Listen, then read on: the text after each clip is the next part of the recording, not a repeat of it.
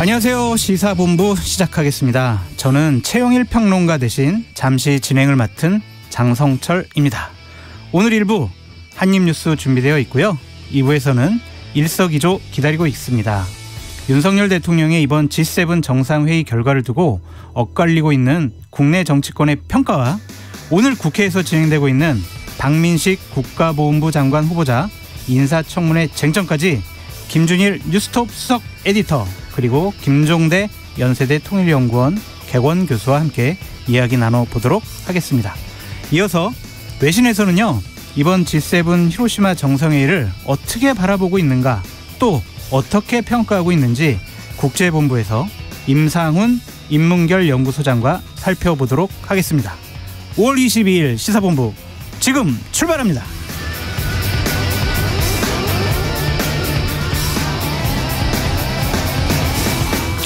1부 마지막에 듣는 노래 디저트송 신청도 기다리고 있습니다. 오늘 듣고 싶은 노래가 있으시면요. 문자 샵 9730으로 자유롭게 보내주시고요. 짧은 문자 50원, 긴 문자 100원입니다. 오늘의 디저트송으로 선정되신 분께는 치킨 쿠폰을 보내드리니까요. 많은 참여 부탁드리겠습니다. KBS 제1라디오의 모든 프로그램은 유튜브와 함께 하실 수 있습니다. 실시간 방송도 보실 수 있고요. 정치, 경제, 사회, 문화 등 다양한 분야의 명품 콘텐츠도 마련되어 있으니까요. KBS 1라디오 채널 구독과 좋아요, 댓글도 많이 부탁드리겠습니다.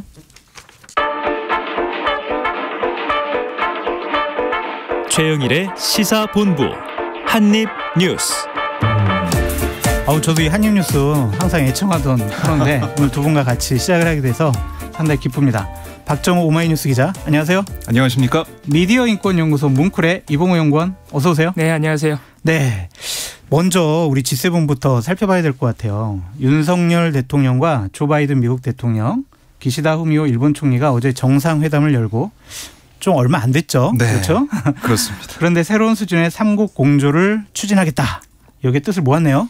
네, 그러니까 새 정상이 어제 이제 일본 히로시마 G7 정상회의장에서 네. 선체로 네. 한 2분 정도 네. 짧게 만났습니다. 그걸 정상회담이라고 네. 지금 부르고 있는 상황이고요. 네. 어떻게 보면 뭐 스탠딩 만남 뭐 이렇게도 얘기를 하는 분들이 있던데 네. 어쨌든 지금 보면은 미국 연방정부 부채 상한선 인상 협상이 사실상 바이든 대통령의 급한 불이거든요. 네.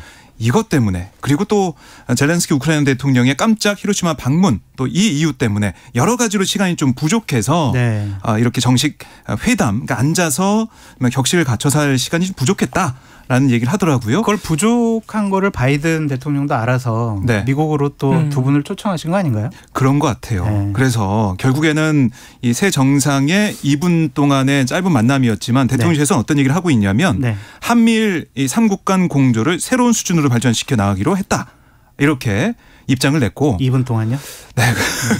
그러니까 눈빛만 보면 통하는 사이다. 뭐 그런 느낌이 좀 근데 들어가지 이제 않나. 뭐 이렇게 정상회담을 하다 보면 네. 실무 조율을 많이 그렇습니다. 하잖아요. 거기서 이제 어느 정도 한미일 네. 삼각 공조에 대해서는 합의를 본 것이 아닌가. 네, 그러니까 이 실무적으로는 다 합의가 돼 있고 네. 뭐 도장찍으로 만난다. 이렇게 그렇죠. 정상회담은 볼 수가 있기 때문에 맞아요. 다 논의가 됐다는 거고요. 네. 거기서 이제 2분 동안 만났지만은 다 공감대가 있었다라고 판단이 되는 겁니다. 네. 그리고 실질적인 이제 논의, 그러니까 이런 공조 논의보다는 1년간 좀 이어졌던 한미일 초밀착의 첫 번째 단계를 마무리한다. 네. 그리고 공조 강화의 2단계로 진입하겠다. 네. 이런 차원의 한미일 정상의 만남이었다라고 그렇게 분석이 나오고 있는 상황입니다. 네. 언급하신 것처럼 이제 워싱턴에서 삼국 정상회담 열자라고 네. 바이든 대통령이 이렇게 제안했으니까요. 네. 아마 이제 뭐 긴 미래가 아니라 올해 안에 이 한미일 3국이 이제 모여서 결국에는 이 북한 미사일 정보나 등등 여러 가지로 공조를 강화해 쓰는 부분은 한미일이 더 밀착하는 모습을 보이지 않을까 예상이 됩니다. 삼국 정상 간의 친교 뭐 이런 것들은 상당히 좀 강화되는 네. 그런 분위기인 것 같아요.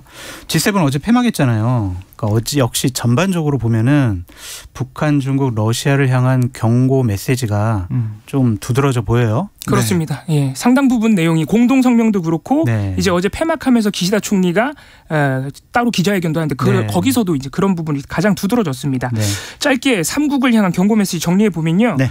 일단 러시아를 향해서 기시다 총리가 의장국 기자회견에서 이렇게 얘기를 했습니다. 러시아 제재를 강화하고 제재 회피 방지 노력을 강화하겠다. 네. 이렇게 얘기를 했고요. 공동 성명에 보면 조금 더 구체적으로 나오는데요. 러시아의 전쟁 관련 품목의 수출을 전면 금지하는 수준으로 제재를 강화하겠다. 네. 이게 이제 강화하겠다는 보관을 밝혔는데 사실 과거에 미국이 이미 이런 전면 금수 조치를 제안한 바가 있어요. 네. 근데 그때 당시에는 유럽 국가들이 조금 저했던 측면이 있어서 잘 안 됐는데 이번에도 일단 그런 계획 자체는 G7과 함께 합의를 한 것이라고 볼 수 있습니다. 결론까지 내린 건가요? 아니면 이번에도 그냥 강화하겠다는 목표를 합의했다고 봐야겠습니다. 예, 네. 그렇습니다. 그래서 이것도 사실 어떻게 될지는 좀 기다려봐야 바로 되는. 실행되지는 않겠네요. 그렇습니다.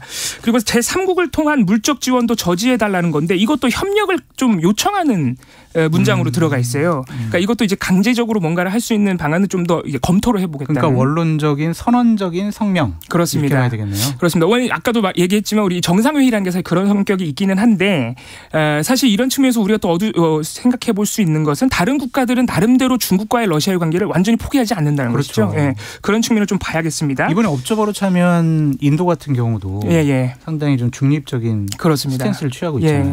근데 이제 G7 입장에서는 특히 일본 입장에서는 이제 자신이 주인공이 된 이런 정상회의에서 그런 인도까지 포괄하는 회의가 이런 합의를 어쨌든 도출해냈다. 네. 일본으로서는 좀 성과를 좀 내고 싶을 것 같아요. 네.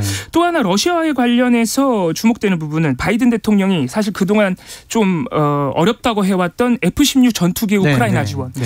이 부분을 일단 공급하겠다, 허용하겠다고 밝혔습니다. 러시아는 상당히 그러면 지금 이게 러시아가 또 곧바로 반발을 했기 때문에 사실 전쟁 선포 아니냐 뭐 이런 식으로 반발하고 있고 실제로 유럽 국가 중에서도 F-16 전투기를 지원해버리면 전쟁이 격화될 텐데 이거 맞는 거냐는 우려가 아직 있어요. 네. 그래서 바이든 대통령도 어제 이거를 허용하겠다고 밝히면서도 방어 목적의 사용만 허용을 하겠다. 공격은 아니다. 그렇습니다. 근데 이제 어쨌든 F-16 전투기가 들어간다는 것 자체가 사실 공군력 때문에 우크라이나가 어려운 점이 큰데 이런 부분도 조금 우려가 일단 큰 부분입니다. 중국에 대한 메시지 뭐 역시 예상했다시피 대만 해협의 평화와 안정을 중요성을 재확인하고 양안 문제 평화적 해결 촉구한다.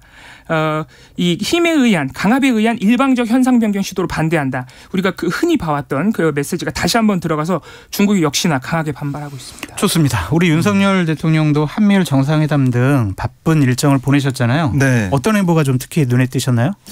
뭐 저는 크게 두 가지인데요. 하나는 젤렌스키 대통령과의 정상회담을 해서 거기서 양국 정상 모두 이제 비살상 인도적 지원, 그러니까 비살상 어떤 무기 이걸 좀 지원하는 걸로 그러니까 지뢰 제거 장비, 뭐 탐지 장비 이런 것들로 지원하겠다 이런 얘기를 했잖아요. 군사용 전투용 무기는 지원하는 것은 아니다. 다시 한번 명시적으로 확인한 부분들이 눈에 또 들어왔고 또 하나는 이 기시다 총리 부부와 윤석열 대통령 부부 김건희 여사 포함해가지고 이 히로시마 평화공원 내 한국인 원폭 희생자 위령비를 공동 참배한 부분. 이거는 한국 대통령에서 처음으로 참배를 한 거기 때문에 또 기시다 총리와 함께 참배한 거기 때문에 국내 언론뿐만 아니고 외신에서도 관심을 가졌던 부분이죠. 그래서 결국에는 이 희생자들을 위로하는 차원의 한일이 손을 잡았다라는 부분 평가할 수 있겠습니다. 근데 제가 궁금한 게 있는데 그동안 왜 일본을 방문한 우리나라 대통령은 여기 위령탑에 왜 참배를 안 했어요? 참배를 안 했죠. 근데 일본이 싫어했나요? 일본이 싫어한 것보다는 뭐 전문가들 얘기 들어보고 제가 뭐 기사나 이런 자료들 좀 찾아보면서 어떤 생각을 좀 하게 됐냐면요. 이게 히로시마 원폭 희생자, 한국인 희생자 위령비 이걸 참배하는 것 자체가 어떻게 보면 일본 입장에서는 악용할 수 있다. 일본 입장에서 이용할 수 있는 부분이 있다라는 지적은 좀 나오고 있습니다. 왜냐하면 이번에도 좀 언급이 됐지만은 피해국으로서 맞습니다. 원폭 피해를 당한 것을 부각시킬 수 있는 부분들 그리고 이렇게 되면은 원폭 이 피해를 본 이유가 뭐냐? 원폭 피해 보기 전에 어떤 일들이 세계에서 펼쳐지고 있었고 일본은 어떤 입장을 보였고 어떤 행동을 했느냐 이건 다 지워지게 되는 그런 걱정을 한 게 아니냐 이런 생각도 좀 들었고 사실상 이번에도 보면은 이 한일 이 양국 정상 부부가 함께 참배했지만 위령비 참배했지만 기시다 총리의 메시지나 발언은 없었어요 여기서. 그러니까 저는 그러니까 지난주에 한입뉴스에서도 지적을 했지만 기시다 총리의 메시지를 봐야 된다. 어떤 말을 할 거냐. 왜냐하면 히로시마 이 원폭 피해자 중에 한국에서 건너간 뭐 이 학생도 있고 뭐 여러 가지 종류의 사람들이 있었겠지만 강제 동원된 이른바 징용공도 있었단 말이죠. 그러면 왜 한국에 있는 조선인들이 왜 오게 됐냐. 그것도 따라가야 되잖아요. 근데 거기에 대한 기시다 총리의 메시지가 나오느냐 이거 좀 주목해봤는데 안 나왔습니다. 같이 참배한 것에 대해서는 언급을 했었잖아요. 윤석열 대통령께서 결단을 해주셔가지고 같이 참배하게 됐다. 그런 내용의 말은. 뭐 정상회담 때 총리님의 용기 있는 행동 기억될 거다 이렇게 얘기하고 기시다 총리도 이 정상회담에서는 세계 평화를 기원하는 데 있어서 매우 중요하다 이렇게 평가는 했지만 왜 과거에 대해서는 얘기하지 않고 평가하지 않느냐 이런 의구심이 계속 나오고 있는 겁니다. 그러네요. 좋아요. G7 정상회담 이거 중국을 향한 강경한 입장들을 얘기했잖아요. 중국 지금 어떻게 하고 있어요? 일단 19일부터 21일까지 그 기간 내내 거의 뭐 매일같이 중국에서는 뭐 인민일보를 포함해서 왕원빈 대변인 같은 사람들이 계속 강경 메시지를 냈습니다. 이번에도 역시 이제 불타 죽는다는 표현을 썼죠. 이번에도요? 그렇습니다. 그런데 이제 우리가 오늘 좀 주목해 볼 것은 어제 이제 G7 정상의 공동 성명이 나왔잖아요. 여기 이제 사실 중국에 대한 아주 노골적인 얘기들이 들어가 있기 때문에 곧바로 보복성 조치가 나왔다라는 외신 보도가 있습니다. 4월 31일부터 중국이 이 미국 반도체 기업인 마이크론 아마 이게 우리 대통령의 방미 때도 약간 얘기가 나왔었는데 이 마이크론에 대한 사이버 심사 결과를 어제 발표를 했다 그럽니다. 그런데 이게 또 외국 기업에 대해서는 첫 안보 심사였는데 중국 당국이 마이크론의 중국 내 구매 중지를 결정했습니다. 이렇게 얘기를 했다 그럽니다. 중국 당국에서 마이크론 제품에 심각한 네트워크 보안 문제가 있어서 중국 핵심 정보 인프라 공급망에 중대한 위험을 초래할 가능성이 있다. 국가 안보에 영향을 주기 때문에 중국 내에서 이제 구매하지 마라. 그래서 마이크론 미국 업체 반도체를 사지 말라고 얘기한 겁니다. 근데 미국은 어떤 반응이에요? 아직 이게 오늘 오전에 이제 기사가 나와서 미국 입장을 좀 더 우리가 지켜봐야 될 텐데 물론 이제 미국에서도 반응이 나오겠죠. 대응이 이루어질 텐데 주목되는 것은 한국 기업들의 태도입니다. 왜냐하면 이게 방미 때 제가 아까 말씀드린 4월 방미 때 미국에서 지금 마이크론이 중국 안에서 아마 판매 금지가 될 가능성이 있는데 안보 심사를 하고 있으니까 만약에 판매 금지가 되면 한국의 삼성전자나 SK하이닉스가 그 부족분을 내우려 하지 말아라 라고 압박했다는 외신 보도가 있었어요. 그런데 이거에 대해서 우리 대통령이 이제 미국에 갔을 때 당국자들이 뭐 이걸 전면 부인한다거나 그런 입장 없이 반도체 공급망에 있어서 한국과 미국이 강하게 협력한다는 메시지만 나왔기 때문에 이거 진짜 아니야? 라는 우려가 나왔었던 것이죠. 그래서 이런 상황에서 실제로 구매 중지가 중국에서 내려졌기 때문에 아니 그러면 중국의 입장에서는 우리 마이크론 너희들 거 안 사도 괜찮아. 니들 뭐 수출 안 해도 괜찮아. 그렇습니다. 이런 입장이네요. 그렇습니다. 그래서 근데 중국에서는 아직까지 이 반도체 생산 능력이 지금 국제적 수준 아직 따라오지는 못한 상황이라 SK하이닉스나 삼성전자의 비중이 늘어날 수밖에 없어요. 그러네요. 우리한테 큰 시험되네요. 그렇습니다. 이게 그래서 삼성전자한테는 사실 SK하이닉스 마찬가지고 기회가 될 수도 있는 부분인데 기회인데 미국의 눈치를 안 볼 수도 없고 참 곤란한 지경이 되겠네요. 그래서 이게 우리 정부가 미국 대응도 궁금하지만 우리 정부가 이 과제를 어떻게 처리하느냐도 이제 주목해봐야 돼요. 그런데 어쨌든 중국이 대한민국을 콕 집어서 뭐라고 한 건 없죠. 그렇습니다. 이제 마이크론에 대한 입장이었습니다. 알겠습니다. 그럼 다음 이슈로 한번 넘어가 보고요. 어제 일본으로 출국한 후쿠시마 원전 오염수 처리 과정을 점검하는 우리 대한민국 시찰단이 오늘부터 일본에서 공식 일정에 들어갔다죠? 네, 들어갔습니다. 시찰단이 오늘 오전에 자체 준비 회의를 했어요. 그다음에 잠시 뒤 1시 30분부터 일본 외무성 청사에서 도쿄전력과 기술회의라고 하는데요. 그러니까 시찰 관련된 구체적인 또 협의 사항을 논의할 예정입니다. 회의예요? 브리핑이에요? 그냥? 회의라고 얘기를 하는데 도쿄전력이 뭐 이런저런 뭐 우리가 준비된 게 이런 거다라고 얘기를 하면 시찰단이 어떤 반응을 보이고 이런 식으로 진행될 것 같습니다. 그래서 오늘까지 이제 회의를 하고 내일 이제 후쿠시마 현장으로 가서 여러 가지 점검 시찰을 하게 되는데 시찰단이 그런 얘기 했어요. 알프스가 정말 그러니까 이 방사성 물질 제거 설비가 정말 핵종에 대한 제거 부분 잘할 수 있는지 제대로 되는지 이걸 살펴보겠다. 그리고 방류 안전성이 담보가 됐느냐 이걸 보겠다라고 얘기를 했습니다. 그래서 내일 오염수 저장 탱크와 알프스 설비 이런 것들을 살펴보고 모레는 화학 분석동으로 가서 거기 또 여러 가지 방사성 안정성을 살펴보겠다 이런 얘기를 했는데 기자들이 일본에 이제 도착한 시찰단을 향해서 여러 가지 질문을 했는데요.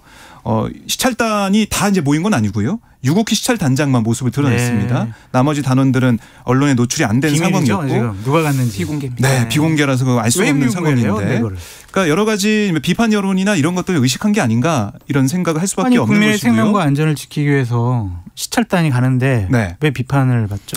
그러니까 시찰단 이런 이름 자체로 봐서도 제대로 역할 못하는 게 아니냐. 왜 가냐. 조사가 이런 아니고. 비판을 받기 때문에 네. 시찰 단원들을 좀 보호하는 입장인 것 같아요. 네. 어쨌든 유국희 단장이 기자들에게 어떤 설명했냐면 네. 과학적 접근을 통해서 우리가 본 게 뭔지 추가로 확인할 게 뭔지 충분히 설명하면 국민도 많이 신뢰하지 않을까 한다. 국민을 안심시키는 것도 우리의 역할이다라고 설명을 했는데 글쎄요 이제 시찰단이 얼마나 좀 과학적인 검증할 수 있을지는 아직까지 또 일정을 쭉 봐야 될 것 같습니다. 그러니까 우리가 독자적인 시료 채취를 통해서 조사하는 것이 아니라 일본이 자기네들이 지금 이렇게 조사하고 있는데 이런 데이터가 네. 나왔습니다라는 걸 보여주는 거잖아요. 그럼 우리가 그거를 믿고 우리나라 시찰단이 한국에 돌아와서 자 일본에서 이렇게 과학적으로 잘 여러 가지 준비하고 있습니다. 네. 이런 식으로 얘기한다는 거예요. 그렇게 될 가능성이 크다는 거죠. 우리가 그걸 믿어야 되나요, 그러면? 우리가 우리 나름대로 자체적으로 시료를 채취해서 떠와서 직접 눈으로 보고 확인하고 이게 가장 이상적인 과학적인 그렇죠. 접근일 것 같은데 네. 그게 안 됐다는 거고 네. 결국에는 또 민간 전문가도 못 가다 보니까 네. 민간 전문가 왜 못 가냐? 정부 입장에서는 이건 정부 대 정부, 국가 대 국가의 사안이기 때문에 민간 전문가는 못 가지만 자문그룹을 한 10명 정도 구성해가지고 거기서 논의하겠다 이렇게 얘기하고 있는데 또 취재도 못 가잖아요. 저희 그렇죠. 기자들이. 기자분들 안 가셨죠. 국민들을 대신해 질문하고 국민 대신해서 그 현장을 보는 게 기자인데 그것도 어떻게 좀 해석해야 될까? 근데 한 가지 여쭤보고 싶은 게 있는데 박 기자님. 네. 우리나라에서 그 알프스 전문가 있어요? 우리나라에? 알프스 전문가. 네. 알프스 그 장비에 대한 전문가. 네. 이거는 저는 못 들어본 것 같아요. 들어봤어요? 네. 그럼 거기서 알프스에서 처리하는 걸 우리나라가 어떻게 검증을 해요, 그러면? 일본의 얘기를 듣고 데이터를 살펴본다. 이게 지금 시찰단의 얘기 같아요. 전문가가 없다는데 그게 가능한가? 뭐 정부 기관 산하의 전문가들은 가겠지만 네. 그게 이제 민간 전문가들이 현장에 가지 않는 이상 과연 이 알프스 전문가라고 하더라도 거기서 좀 다른 목소리를 낼 수 있겠느냐 이런 근본적인 의구심이 나오는 겁니다. 그래도 뭐 정부가 뭐 하겠다고 하니까 한번 결과를 지켜보도록 하고요. 정부 입장에서는 이미 IAEA가 지금 알프스의 처리를 거친 오염수를 채취를 떠서 지금 검사를 하고 있고 그리고 정부 입장에서는 그 알프스 이제 전문가 이런 우려가 나오는 지점에 대해서 그 IAEA 검증단에 한국 전문가가 있기 때문에 그리고 그 작업 IAEA 검증 작업을 하고 있던 전문가들이 이번 시찰단에 들어갔다는 게 이제 어떻게 보면 정부에서는 좀 정당성을 내비치는 그런 부분이라고. 그런데 이봉우 연구원님. 자기네들 이번에 G7 정상회담 때도 후쿠시마 산 사케도 내놓고 음식도 내놨잖아요. 그럼 자기네가 그거 자국 내 영토에서 다 처리하면 안 돼요? 그렇습니다. 네? 그런 꼭 해양 방류만 해야 되나요? 그렇습니다. 그런 부분 다른 대안들이 있지 않냐. 사실 다른 대안들에 대한 논의가 너무 사라진 것도 사실 문제점인 것 같고요.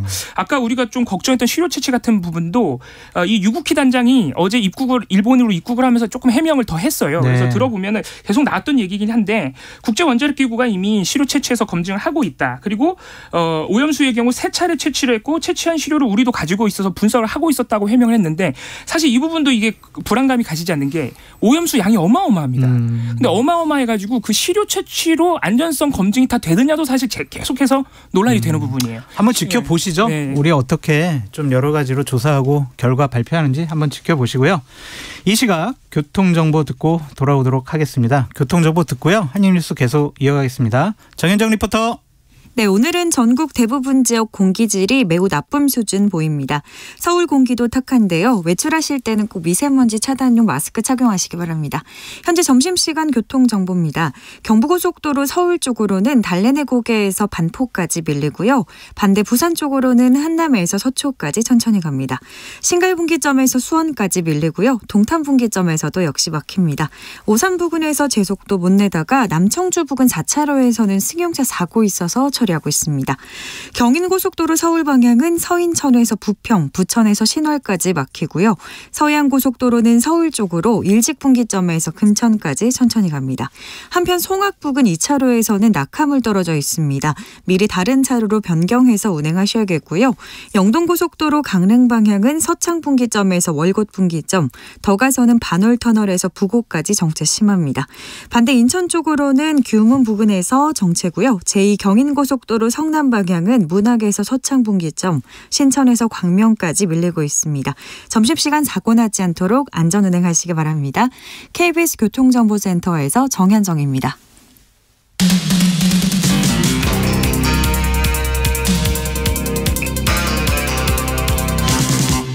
최영일의 시사본부. 네, 지금 박종우 기자, 이봉우 연구원과 함께 한입뉴스 함께하고 있습니다.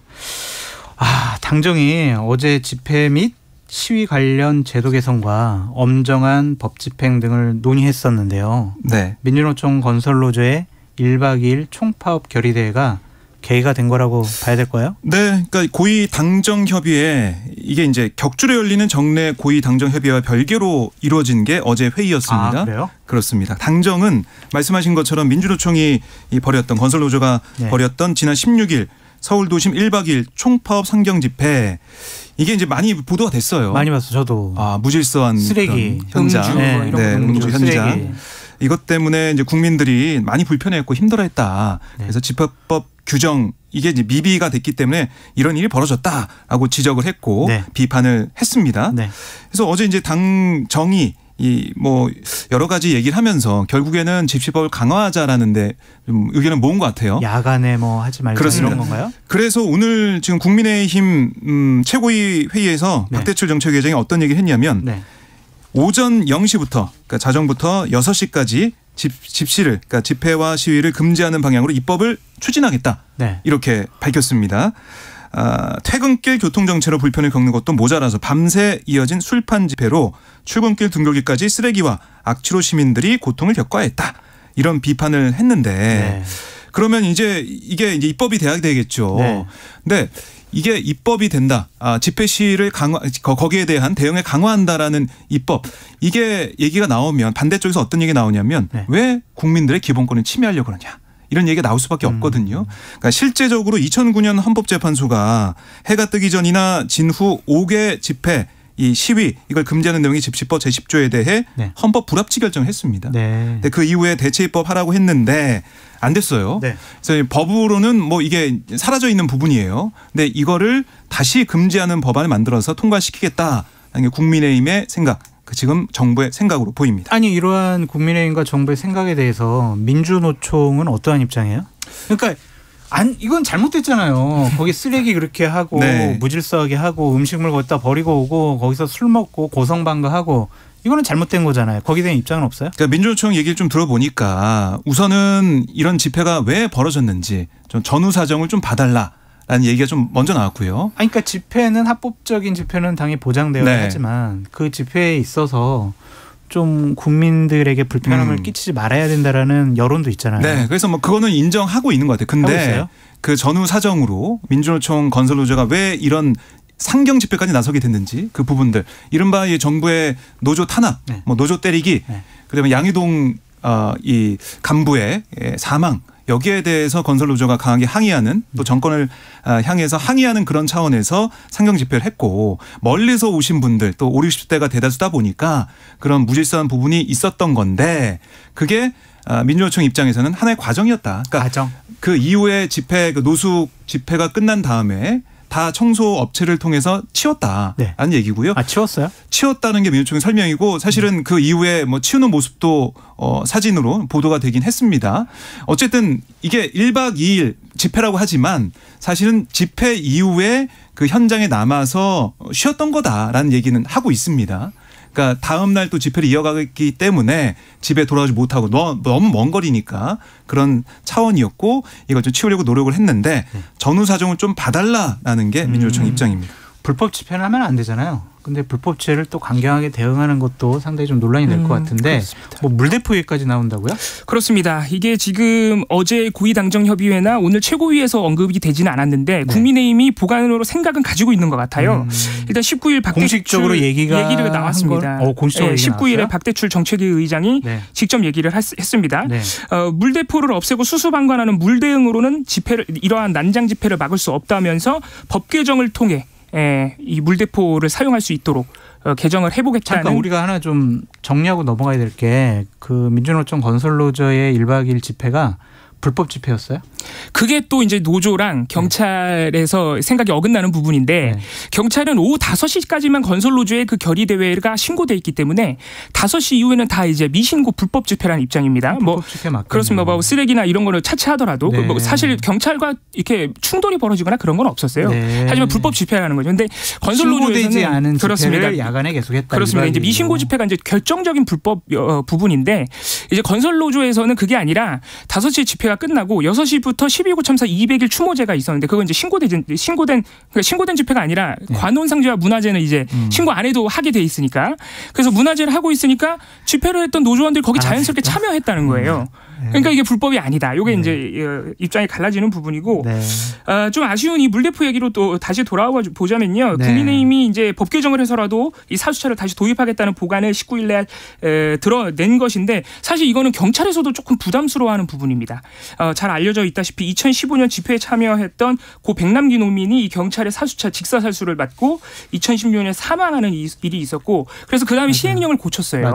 아주 위험한 소요 사태가 아닌 이상 사수차는 쓸 수 없다. 맞아요. 그리고 그 다음에 2021년에 경찰이 19대 남아있던 사수차를 또 전량 폐차를 했습니다. 그러니까 경찰 입장에서는 사망자가 발생한 장비를 다시 도입한다는 것 자체가 국민 여론의 부담이 되고 또 돈 들여서 다시 사야 되고 대통령령도 이제 개정해야 되고 이런 부담이 있어서 경찰에서는 아직 계획이 없다라고 일단 선을 긋기는 했습니다. 그러니까 노조는 불법 집회 안 했으면 좋겠고요. 정부는 국민의 생명을 위협할 수 있는 위험한 이런 진압 장비 사용 안 했으면 좋겠다라는 생각이 좀 드네요. 자, 이슈 다른 것으로 넘어가 보도록 할게요. 초대 국가보훈부 장관으로 지명된 반민식 후보자에 대한 국회 인사청문회가 열리고 있죠, 지금? 네, 열리고 있습니다. 쟁점이 뭔가요? 뭐 크게 한 3가지 정도로 볼 수가 있는데요. 3가지나 돼요? 네, 3가지로 나눠서 본다 그러면 우선은 뭐 이승만 전 대통령 재평가 같은 그러니까 야권에서 주장하는 이념 편향성 이런 지적이 좀 나오고 있는 것이고요. 보수우파 진영에선 건국의 아버지로. 그렇죠. 예, 여야 공방이 좀 벌어지고 있는 상황이고 또 최근 이제 국가보훈처에서 논란이 일으켰던 계엄군 시점에 5.18 기념사진 게재 이것도 지금 지적을 받고 있는 그런 상황입니다. 좀 부적절한 것 같아요. 네, 그리고 이 국회의원일 때 지금 박민식 이 후보자는 18대 19대 국회의원을 지냈지 않습니까? 그리고 윤석열 후보 캠프에서 활동을 했었는데 이 문제가 된 거는 박 후보자가 18대 국회 법사위 국회의원인 시절에 10건이 넘는 소송에서 변호인단으로 이름을 올린 점. 겸직 문제가 도마에 올랐습니다. 그래서 뭐 3가지 정도로 우리가 예상했었는데 아까 오전에 좀 뜨겁게 야당 의원들이 추궁한 게 뭐냐면 내년 총선에 출마할 것이냐. 출마하겠죠, 뭐. 출마 안 하나? 언제까지 보훈부 장관 하겠어요? 출마하게 되면 그러면 1년도 안 하고 이제 장관 자리에 6개월 정도 있다가 나가야 되는데 이게 진정성이 있느냐 이런 야당의 지적이 있었던 거고요. 거기에 대한 이제 박민식 후보자 입장은 뭐냐면 아직 생각 안 해봤다. 생각 안 해봤대요? 뭐 지금 이제 후보자니까 뭐 생각해봤다 아니면 나갈 거다 이렇게 할 수가 없으니까. 그리고 안 나갈 겁니다. 할 수도 없는 거죠. 개인적인 입장에서. 그러네요. 그러니까 이것도 한 6번 정도 야당 쪽에서 물어봤는데 생각 안 해봤다라는 식으로 즉답을 안 했다라는 게 또 오전에는 많은 이슈가 됐습니다. 저 이제 국회에서 한 20년 근무해봤잖아요. 배지 한번 해보신 분들은요. 또 배지 달고 싶어 합니다. 왜 그럴까요? 네? 되게 좋아요. 장관보다 이제 뭔가 더 좋은 게 있다는. 장관은 이제 국회 끌려가면은 계속 국회의원들한테 혼나잖아요. 근데 국회의원들은 막 지적을 하지 책임을 안 져도 되거든요. 근데 장관은 책임져야 되잖아요. 그렇구나. 소장님도 혹시 저는 정치할 생각이 전혀 없습니다. 이슈 넘어갈게요. 궁금합니다. 우리나라 자영업자들이 코로나19 사태 이후에 많은 어려움 겪고 계시잖아요. 그 여파로 지금까지 참 문제가 많은데 자영업자 대부분이 소득의 상당 부분을 빚 갚는 데 쓰고 계시대요. 그렇습니다. 예, 통계가 나왔죠? 그렇습니다. 네. 사실 자영업자들의 이 뭐 대출 문제나 이 부채 문제가 해결되지 않고 있어요. 왜냐하면 여러 차례 추경을 통해서 지원한다 그랬지만 간접적인 지원들이 많았고 네. 또 대상자가 그래 폭넓지 않았다는 지적도 여전히 있는 상황인데 네. 더불어민주당 김혜재 의원이 이 통계청으로부터 데이터를 받아서 분석해 본 결과를 20일에 발표를 했습니다. 네. 그 데이터를 한번 보면요.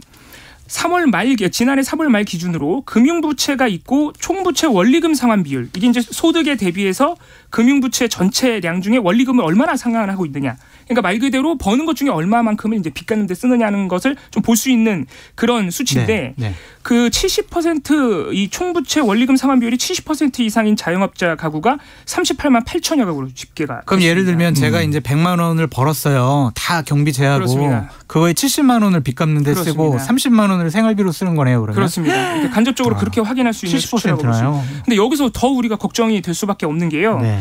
돈을 많이 벌지 못하면, 그러니까 소득이 적으면 적을수록 이 총부채 원리금 상환 비율, 그러니까 빚 갚는 데 쓰는 돈이 많은 비율이 더 커진다는 겁니다. 그러네요. 그런 수치가 있어요. 그래서 전체 가구의 소득 하위 30%에 속하면서 네. 이 금융부채가 있는 자영업자 가운데 DSR, 아까 말씀드린 그 비율이 70% 이상인 고위험 가구가 네. 21.7%나 되고요. 소득 하위 10%에 속하면서 그렇게 빚 갚는데 70%나 쓰는 자영업자의 가구는 무려 43.9%나 됩니다. 와, 그러면은 어려운 분들은 정말 더 어렵다라는 얘기밖에 안 되네요. 그렇습니다. 그래서 이 정부는 이런 것들과 관련해서 어떤 대책이 좀 있나요? 그게 또 문제인데 대출에 이걸 뭐 그냥 무작정 빚을 탕감해 줄 수는 없잖아요. 그러니까요. 그렇다고 사실 빚을 늘려줄 수도 없고 대출을 늘려줄 수도 없고. 그게 정부 고민이죠. 사실 전세 사기 대책에서도 자주 나오는 얘기지만 정부는 계속해서 저리 대출 그리고 만기 연장 이런 부분에 대해서 이제 전폭적으로 지원하겠다는 입장인데 네.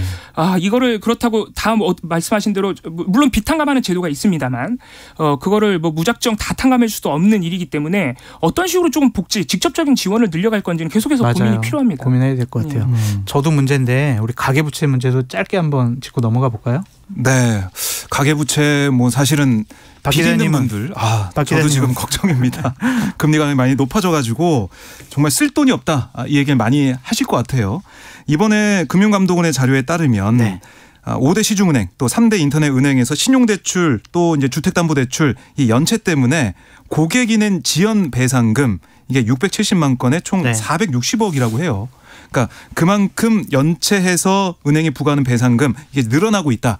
연체를 많이 좀 하고 있다 이런 상황이고 네. 또 눈에 띄는 부분이 신용등급이 높은 사람일수록 이자 납부 지연이 더 많다. 네. 이 점이 눈에 띄어요. 그 말은 뭐냐면 네. 고신용자들이 결국 이제 부동산 주식 폭등기에 무리해서 대출 받아가지고 투자한 게 아니냐. 그러면서 이걸 제대로 배상을 그 이자를 못 내고 납부를 못 해가지고 배상금을 물게 되는 게 아니냐 이런 지적이 나오고 있는 상황입니다. 빚내 가지고 투자했는데 주식은 떨어져 가지고 다시 빚이 되고 뭐 그런 거네요. 그렇습니다. 네. 아유, 저랑 오늘 두 분 처음 해봤는데 어떠셨어요? 재밌었습니다. 저는 이제 이 논평하시는 것만 들어봤는데 네. 진행도 네. 더 잘하시네 진행. 출연료 올려드릴게요. 저는 또 처음이 아니긴 한데 오랜만에 뵈서 반가웠습니다. 감사합니다. 박정우 오마이뉴스 기자, 이봉우 미디어 인권연구소 문쿨연구원과 한입뉴스 함께했습니다. 두 분 감사합니다. 고맙습니다. 감사합니다. 네, 시사본부 1부 순서는 여기까지 마치고요. 오늘 디저트송 선정이 됐습니다. 0440님 신청해 주셨네요. 안녕하세요. 하루도 안 빼고 시사본부를 듣는데 장 소장님 목소리로 진행하는 것을 들으니 더 반갑고 즐겁네요. 오늘의 디저트송으로 싸이의 연예인을 신청합니다. 대타 진행하시는 동안 청취자들 힘나게 하는 시사계의 연예인이 되기 기대하겠습니다. 아유, 감사합니다. 응원 문자 감사드리고요. 모바일 치킨 쿠폰 보내드리겠습니다. 디저트송 듣고 저는 2부로 돌아오겠습니다. 무대야 유머러스한 남자가 요즘의 추세야. 남자다운 남자는 낭자를 기쁘게 할 줄 알아야 해. 같이 놀고 가지고 놀고 잘 놀 줄 알아야 해. 오늘부로 너의 연예인이 되기 위해 데뷔 무대 코믹 멜로 액션 에로 마음에 드는 걸 찍으시죠. 지금부터 슛 들어갑니다. 영화 한 편 찍으시죠. 엔딩에 키스신 있다 참고하시죠. 그대의 연예인이 되어 항상 즐겁게 해줄게요. 연기와 노래 코미디까지 다 해줄게. 그대의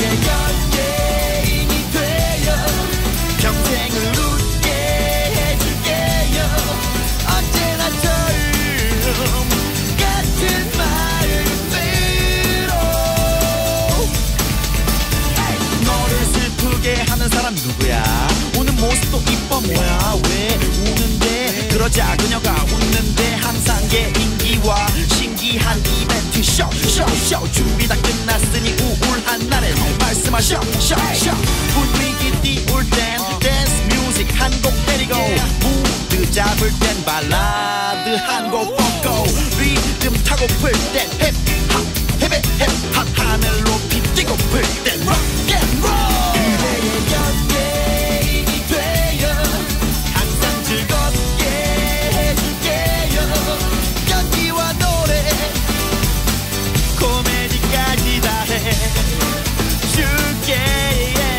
그대의 곁에 인이 되어 평생을 웃게 해줄게요.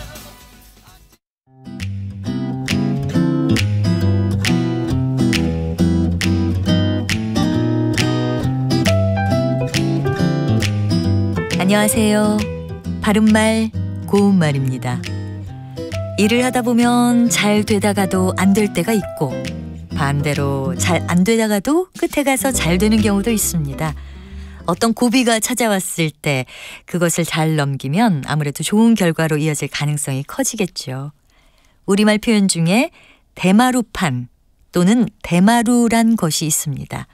이것은 일이 되고 못 되는 것 또는 이기고 지는 것이 결정되는 마지막 끝판을 뜻합니다. 예를 들어서 계속 이기다가 대마루판에서 고비를 넘기지 못해서 지고 말았어. 이렇게 말할 수 있겠죠. 그런데 대마루란 표현을 건축에서 사용하는 경우는 지붕에서 가장 높게 마루가 진 곳을 뜻하기도 합니다. 마루란 단어는 등성이를 이루는 지붕이나 산 따위의 꼭대기를 가리키는데요. 산등성이의 가장 높은 곳은 산마루라고 하고 지붕 가운데 높은 부분은 용마루라고 합니다. 우리말에 마루 넘은 술에 내려가기라는 속담이 있는데요. 이것은 사물의 진행 속도나 형세가 걷잡을 수 없이 매우 빠름을 이릅니다. 또 마루란 말에는 앞서 말씀드린 것과는 다르게 집체 안에 바닥과 사이를 띄우고 깐 널빤지 또는 그 널빤지를 깔아 놓은 곳이란 뜻도 있거든요. 대청마루나 툇마루 같은 것을 생각하시면 되겠습니다. 바른말 고운말 아나운서 변희영이었습니다.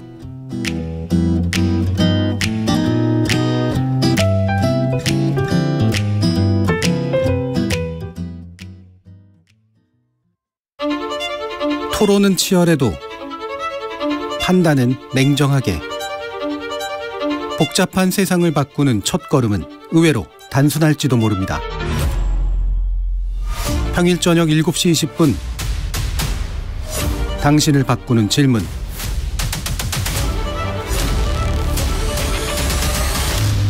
KBS 열린 토론.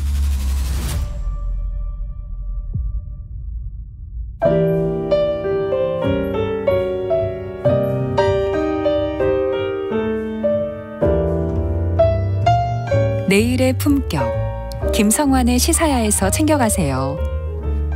하루를 마무리하는 시간 꺼내보는 당신의 지식 창고. KBS 일라디오 김성환의 시사야. 평일 밤 10시 5분 여러분을 찾아갑니다.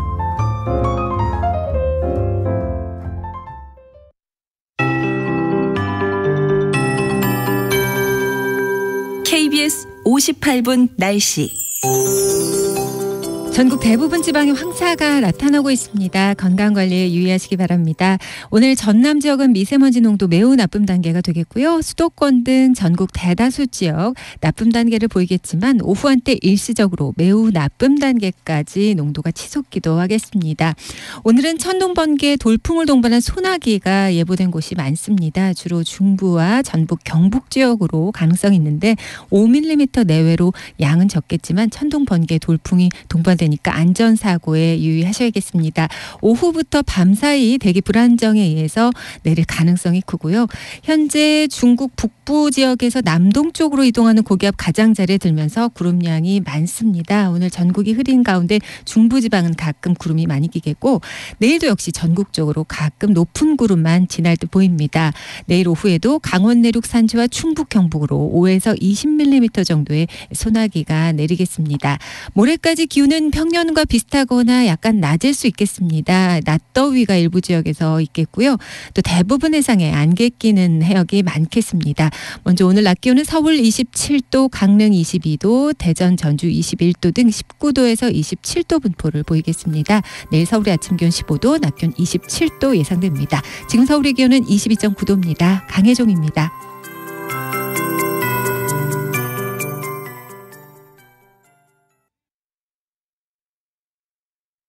정성을 다하는 국민의 방송 KBS가 한시를 알려드립니다. AM 711kHz, FM 97.3MHz, KBS 1라디오입니다. HLKA.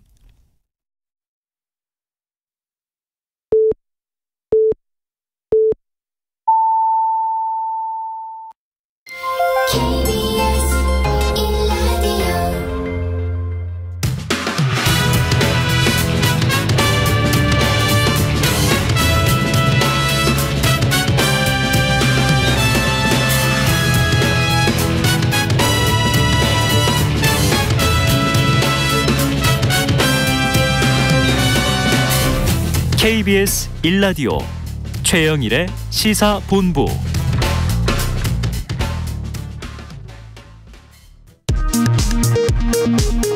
이 시각 라디오 정보센터 뉴스입니다. 우리 정부가 파견한 후쿠시마 오염수 시찰단이 오늘 도쿄에서 공식 일정을 시작했습니다. 전체 일정 5박 6일 중 후쿠시마 현지 시찰은 이틀입니다.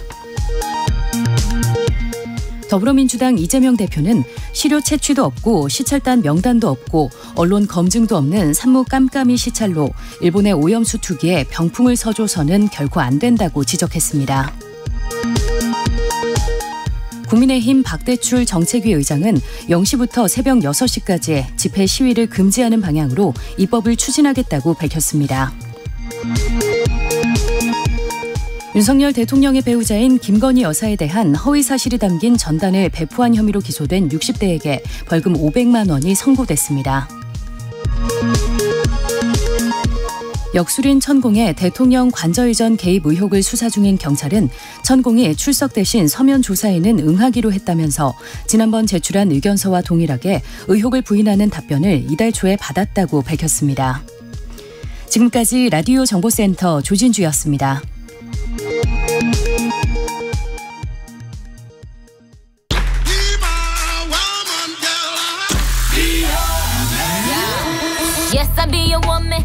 인터넷에서 화제가 된 뉴스를 다뤄보는 스트릿 뉴스 파이터 시간입니다. 조현정 시사평론가와 함께하겠습니다. 안녕하세요. 네, 안녕하세요. 네, 반갑습니다. 네. 첫 번째 소식 들어볼까요? 네. 서울 강남 한복판에서 여중생이 무차별적으로 폭행당하는 사건이 있었잖아요. 네. 충격적이게도 가해자가 부모와 오빠였다라고 하네요. 이거 네. 어떻게 된 일이에요?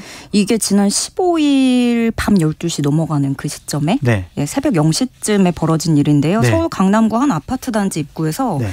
여중생이 20분가량 무자비하게 폭행을 당합니다. 요거는 바로 단지에서요? 네, 이게 CCTV에 다 고스란히 공개가 된 네. 사안이고요.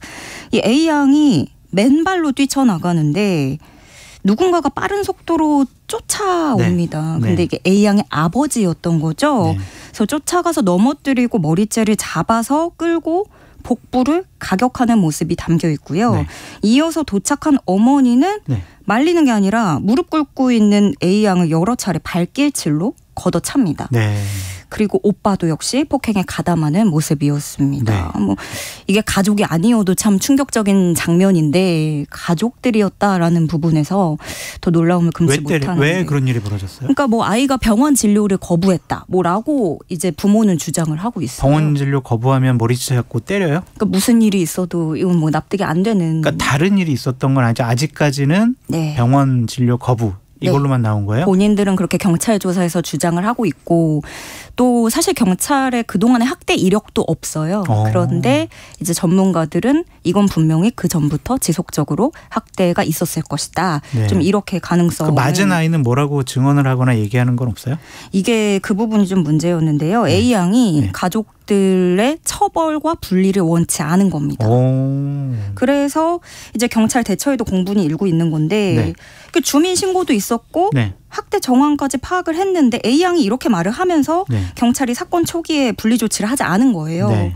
그리고 추후에 CCTV로 확인한 후에야 긴급 조치에 나서게 돼서 뭐 임시조치 7호를 적용했다라는 네, 얘기가 있던데요. 맞습니다. 그게 네. 원래 학대 재발 우려가 있는 경우에 2달 정도, 최대 네. 2달가량 이제 분리를 시켜놓는. 본인이 경찰에 신고를 하는 건가요? 그러면 그것을 임시조치하는 거는? 그거는 주민들이 신고를 해도 제3자가 신고를 해도 그렇고 네. 그 정황이 발견됐을 때 네. 또 이거는 다시 돌려보내면 안 되겠다라고 네. 판단이 설 때 그 네. 구금 조치가 내려지는 거고. 그러니까 임시조치라는 것은 주민이나 본인이 신청을 해서 경찰이나 검찰이 신청을 하고 네. 법원에서 최종적으로 임시조치를 확정하는 그런 절차인가요? 네, 맞습니다. 네. 검찰이 신청을 하고 법원이 받아들이는 건데 네. 그래서 결국에 이 CCTV가 나오고 나서야 나중에 네. 아버지가 구금이 됐어요. 네. 그런데 미성년자만 가정에 남는 상황 우려해서 또 어머니까지 다 퇴거를 할 수는 없어서 네. 어머니하고는 그대로 남겨져 있었던 겁니다. 지금 집에서 어머니랑 그 폭행당한 자녀가 같이 생활을 하고 있다. 네. 이런 상황이네요. 지금은 또 시설로 옮겨지긴 했는데 아동보호 시설로 며칠 그게 사흘 뒤의 일이었던 거죠. 네. 그래서 그동안은 계속 같이 있었던 거고 네. 그래서 왜 이런 일이 벌어졌는가 물어보니 경찰 측에서는 네. 당시 A양이 의사를 충분히 표현할 수 있는 나이였고 네. 외상도 없었다. 네. 이렇게 설명을 합니다. 그런데 사실 의사를 표현할 수 있는 성인이라고 하더라도 네. 그 상황적 특성이 있고 또 피해자의 그런 어떤 두려움, 가스라이팅 이런 것들이 있는 데다가 특히 좀 미성년자인 상황이잖아요. 네. 또 상대가 가족이었다. 라는 부분도 우리가 간과할 수 없는 부분인데 아니 여중생이 이제 본인 집으로 돌아가기를 원하면은 네. 또 이제 부모님하고 같이 또 생활을 해야 되고 살아야 되고 그럼 저러한 폭행의 위험에 계속 노출된 거다라고 볼 수밖에 없겠네요. 그래서 이제 전문가들은 이렇게 명백한 정황에도 처벌과 분리 의사가 없다라고 말하는 건 네. 학습된 무기력이다. 네, 이렇게 얘기를 하고 있고요. 보통 이제 지속적으로 아동학대를 꾸준히 당해왔던 아이들이 그런 경향을 공통적으로 보인다고 해요. 네. 이런 부분도 다 이제 감안을 했어야 되는데 너무 조치가 늦었다, 뭐 안일했다라는 지적이 나오고 있는 거고요.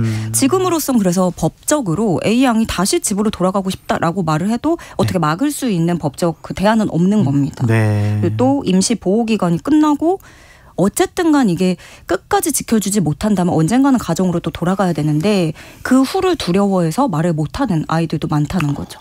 이런 얘기가 있어요. 꽃으로도 아이를 때리지 말아라. 네. 그런 얘기가 있거든요. 그 아이 태어났을 때 감격의 눈물을 흘리셨을 거 아니에요. 그런데 이런 식으로 폭행을 하는지 도저히 참 이해가 되질 않네요. 네. 다음 이슈 넘어가 볼게요. 국내 대기업 팀장급인 40대 남성 직원이 서울 여의도 한강변에서 숨진 채로 발견됐습니다. 네. 온라인 커뮤니티를 중심으로 과도한 업무 부담이 원인이었다라는 성토가 이어지고 있는데요. 경찰도 회사 내 관계자들을 불러서 조사할 계획이라 하죠? 네, LG 디스플레이 팀장급 직원이던 40대 남성 A씨가 네. 여의도에서 네. 극단적 선택을 한 것으로 알려졌는데요. 네. 직장인 커뮤니티, 온라인 커뮤니티에서는 이제 사정을 아는 직원들이 폭로글을 연이어 올리고 있습니다. 오, 네. 그러니까 뭐 어떤 예를 내용이죠? 들면 결혼기념일인데도 새벽 3시까지 야근했다. 네. 라는 내용도 많이 퍼지고 있고 유족들도 경찰 조사에서 말을 하기로 팀장으로 승진한 뒤에 업무 과중에서 매우 힘들어했다라고 네. 말한 것으로 알려졌습니다. 이렇게 좀 내부 사정을 아는 것으로 보이는 사람들이 인터넷에 처자식을 두고 떠나는 게 얼마나 힘들었을지 가늠하기도 어렵다. 커다란 적자를 내면서 혼자 PS 가져가는 윗선들이 문제다. 얼마 전 뇌출혈로 쓰러진 분도 있는데 걱정이다. 예. 그래서 또 물론 이 확인이 필요한 부분들이고 이 계열사에서도 일어날 것 같았던 일이 결국에 일어나고야 말았다라는 말이 오가고 있는 그런 실정입니다. 네. 그래서 경찰은 회사 관계자들도 참고인으로 조사할 예정인데 네. 그래서 주장한 내용들도 함께 살펴볼 계획이라고 하고요. 네. 누리꾼들은 나름 체계가 제일 잘 잡혔다는 대기업마저 저러니 네. 문제가 심각하다라면서 애도를 표하고 아니 있습니다. 어떻게 이런 일이 벌어질 수가 있죠? 아니 그 노동법에 의하면은 이렇게 뭐 야간 근무하고 그러려면 네. 다 뭐 윗사람들이 허락을 받고 뭐 다 뭐 근로 시간 다 적고 해야 되는 거 아닌가요? 근데 어떻게 새벽 3시까지 이렇게 일을 하고 그런 것들이 이렇게 무방비 상태로 이렇게 벌어지고 있죠? 정말 뭐 이해가 되질 않아요? 납득할 수가 없는데 이게 항상 잊을만 하면은 비슷한 사건들이 또 발생을 하는 것 같아요. 참 큰일입니다. 네, 세 번째 이슈 넘어가 볼게요. 농사를 짓는 땅에 나무를 심으면 100억 원이 생긴다는데요. 네. 100억 원은 시민 세금으로 지원이 된다? 이건 무슨 얘기예요? 먼저 토지보상법 시행 규칙에 대해서 좀 말씀을 드릴게요. 네.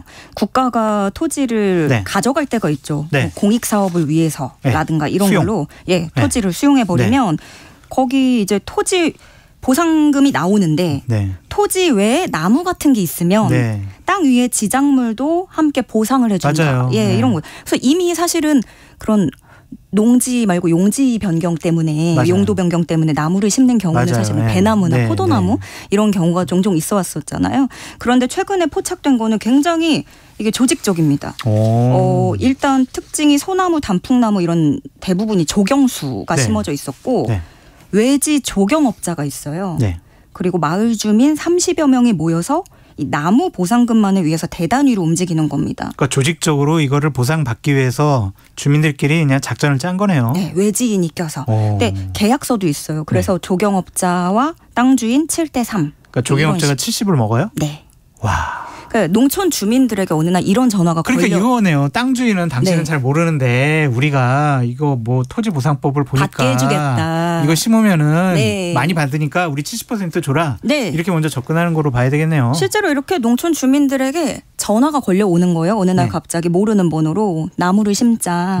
내가 나무도 다 준비하고 심고 관리해서 토지 보상 당신은 받고 나무 이전비까지도 보상받게 해준다. 이런 식으로 설득을 하는 거죠. 근데 이게 얼마 전에 있었던 사례가 하나 있는데요. 경북 농업기술원 이게 이사를 하게 됐어요. 상주시로 최종 이전지가 결정이 난 거죠. 그럼 이제 상주시로서는 뭔가 좋은 기관이 들어오니까 반가운 일이다 이렇게 된 건데 여기에 이제 나무가 심어지기 시작합니다. 이전지에. 아니 그러니까 이전이 결정된 다음에 심어졌던 나무들은 보상을 안 해줘야 되는 거 아니에요? 그게 문제입니다. 지금 그 시점에 대해서 제도적인 허점이 있는 거네요. 사실은 이전 발표가 나면 그때부터 이제 외지인들도 움직이고 아니면 혹은 그 전부터 정보를 캐내서 이제 투기 움직임이 있잖아요. 그런데 이 사태가 행정심판으로까지 갔는데도 중앙토지수용위원회가 보상금을 주자라는 쪽으로 결론을 내린 겁니다. 왜냐하면 이전 발표가 2017년이었는데도 사업 인가가 2022년이었기 때문에 인가 전에는 개발 행위를 인정해주겠다. 계획과 인가의 차이점이다. 계획을 세웠지만 인가가 안 나가지고 못 옮길 수도 있으니 계획이 발표됐다고 해서 그 이후에 심어진 것을 보상 안 해준다라는 것은 안 된다라는 얘기네요. 그래서 여기 이전지 상주시 이전지를 보면 되게 많은 부분의 나무가 심어져 있어서 이걸 추산하면 100억 원을 받게 된다는 거죠. 그러면 조경업자가 70억에서 75억 원을 가져간다는 거고 근데 이게 그렇게 국가 세금으로 줘서 국가가 나무를 갖는 것도 아니에요. 소유권도 없이 그저 옮겨 심는 비용인 겁니다. 그리고 나무의 질이 좋지도 않아요. 왜냐하면 나무 개수가 많아야 보상금을 많이 받기 때문에 간격이 빽빽하고 소나무인데도 둘레가 너무 얇아서 한 뼘도 안 되는 거죠. 그래서 정상적인 나무의 생장은 고려하지 않은 건데 이게 또 재밌는 게 옮겨 심는 거잖아요. 그러니까 조경업자로서는 그 다음 개발지로 또 옮겨 심으면 돼요. 나라 돈으로. 그냥 그러겠네요. 그 옮겨 심는 비용도 날아가지고 그렇게 해서 여러 차례 옮겨 심다가 그 뒤에 다 자란 나무는 높은 가격에 판매를 하는 거죠. 그러면 이 나무를 성장할 때까지 다 키우는 동안 조경업자는 땅도 제공받고 그러네요. 돈도 벌고 또 다음번 돈 벌 때를 또 이렇게 염탐하러 다니고 또 돈 벌고 그야말로 정말 그 추적해서 개발지마다 옮겨 다니는 거죠. 이게 토지보상법 시행 규칙이면 행정부에서 하는 거잖아요.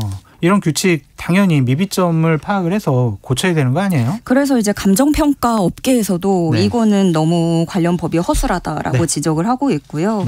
그리고 무엇보다 이번 결과가 나타나면서 사실상 조경업자들의 이런 투기 행위들을 합법화해 준 셈이다.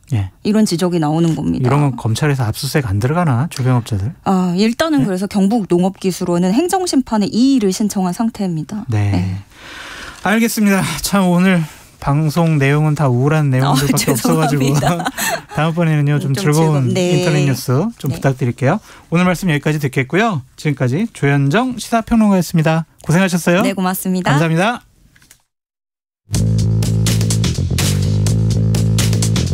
최영일의 시사본부는 여러분과 함께합니다. 짧은 문자 50원, 긴 문자 100원이 드는 샵 9730, 라디오 어플 콩과 유튜브는 무료로 참여하실 수 있습니다.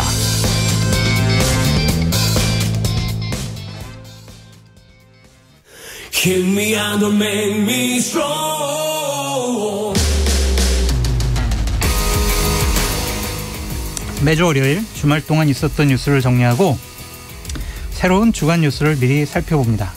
발빠른 뉴스와 깊이 있는 해석이 있는 일석이조 시간입니다. 이 소개 멘트만큼 두 분 잘하고 계시는 거예요? 네? 오늘은 김준일 뉴스톱 수석 에디터. 안녕하세요. 반갑습니다. 네, 안녕하세요. 네. 그리고 오늘은 제가 참 존경하는 김종대 연세대 통일연구원 개원 교수 두 분과 함께합니다. 어서 오세요. 반갑습니다. 천공 문제는 잘 해결되고 계세요? 글쎄 아까 뭐 뉴스 나오대요. 네. 천공이 출석 조사를 안 받았다고. 안 받아요? 네. 그럼 어떻게 해요? 그래서 장기화되는 것 같아요. 지금 제가 6개월째인데 네. 아직도 뭐 진척이 없으니까. 진척이 없어요? 네. 수사하겠죠. 글쎄 그냥 언제까지 할 겁니까? 하루 이틀도 아니고. 알겠습니다. 천공 문제는 또 우리 두고 보도록 하고요. 윤석열 대통령의 G7 정상회의 참석 그리고 한미일 정상회담에 대한 여야의 평가가 좀 엇갈리는 것 같아요. 큰 틀에서 두 분은 어떻게 보시는지 짧게 한마디로 총평 한마디씩 좀 해주세요. 김종대 의원님. 네, 여야에서 뭐 극단적인 평가가 갈리고 있는데 사실 그렇게 평가할 만한 정상회담 아니었습니다. 아니 왜요? 네. 아니 우선 특별한 역할이 없으니까 네. 그렇게 뭘 썩 칭찬해 줄 것도 없지만 그렇다고 해서 그렇게 비판할 것도 없어요. 아, 무의미한 회담? 그러니까 섹션 3라고 확대 정상회담에서 한 번 발언하셨고 네. 그다음에 저 히로시마에서 이제 위령제 참배하시고 한미일 정상회담은 원래 제대로 하기로 돼 있었던 거예요. 근데 왜 안 했어요? 근데 5분 동안 회담을 서서 했는데 실제 회담은 2분밖에 안 돼요. 그거는 바이든 대통령 이후예요. 네. 그래서 모든 회담은 워싱턴에서 다시 만나서 한다. 이래가지고 이번에 하기로 한 그 뭐 군사정보 공유라든가 뭐 공급망에 관한 문제라든가 하나도 안 됐어요. 그래서 이 부분은 이번 회담은 그냥 스치듯 지나가는 회담이었다. 스치듯 지나가는 회담이었다. 예. 김준일 에디터님. 지금까지 해외 순방 중에서 제일 나았다. 예, 평가하겠습니다. 나 알아. 왜냐하냐. 실수 안 해가지고 그런 거예요? 예, 사고를 안 쳤어요. 일단 실언도 없었고 논란의 발언도 없었고 네. 긍정적인 면은 부정적인 거는 기대치가 지난번에도 한번 말씀드렸는데 맞아요. 기대치를 확 낮춰놨어요. 윤석열 대통령이 뭔가 사고만 안 치고 와도 잘한 거다라는 정도의 국민들한테 인식을 좀 심어줘서 그거에 부응했다라고 보고 뭐 말씀하셨다시피 별로 여기서 우리가 대단하게 할 만한 게 없었어요. 사실은 이게 우리가 뭐 주빈국도 아니고 그러니까 다만 조금 아쉬웠던 거는 뭐 뒤에도 얘기를 하겠지만은 이 와중에서 우리가 성과라고 얘기를 하려고 했던 것들 이런 것들이 딱히 눈에 띄지 않았어요. 뭐 G8 뭐 등등 해가지고 뭐 가입을 하네 뭐 이런 등등이 사실 제대로 된 게 아무것도 없다. 그래서 다만 굉장히 절제된 표현들이 많이 이제 나와서 대통령이 1년 정도 연습을 하니까 이제는 조금 익숙해졌다. 국제 무대, 해외 외교 무대 그리고 아무래도 외교부의 어떤 외교부 고수들의 조언들 이런 거를 약간은 수용하고 있는 거 아닌가 그런 것들이 좀 발전인 것 같아요. 김준일 에디터님께 제가 충고 하나 드리자면 좀 이제 심리적으로 느낌적으로 G8으로 좀 느끼시라. 심리적 G8. 예, 그거 여당이 대변인이 그렇게 얘기를 했잖아요. 좀 들으세요, 좀. 느낌적으로 핵은 공유하고 심리적으로 G8으로 가라고. 네. 아주 명품 논평입니다. 그런데 지금 그 김준일 에디터 얘기한 대로 왜 특별한 역할이었고 그 특히 중국에 대해서는 발언이 안 나왔냐 여러 가지 의문들이 있는데 그건 이번에 G7 정상회담 자체가 중국에 대한 휴전 협정을 마치 서약하듯이 이렇게 중국에 대해서 굉장히 톤이 낮아진 회담입니다. 낮아졌어요? 예, 공동 성명을 보고 제가 깜짝 놀랐는데 이런 대목이 나와요. 중국의 해가 되지 않으며 중국의 경제적 진보와 발전을 방해하지 않는다. 네. 이거 누구 얘기냐? G7 정상 공동 성명에 나오는 구절이에요. 네. 그다음에 그 공동 선언이 끝나고 바이든 대통령이 따로 기자회견을 했어요. 네. 거기에서 중요한 말이 드디어 나옵니다. 뭡니까? 중국하고 곧 해빙기가 시작된다.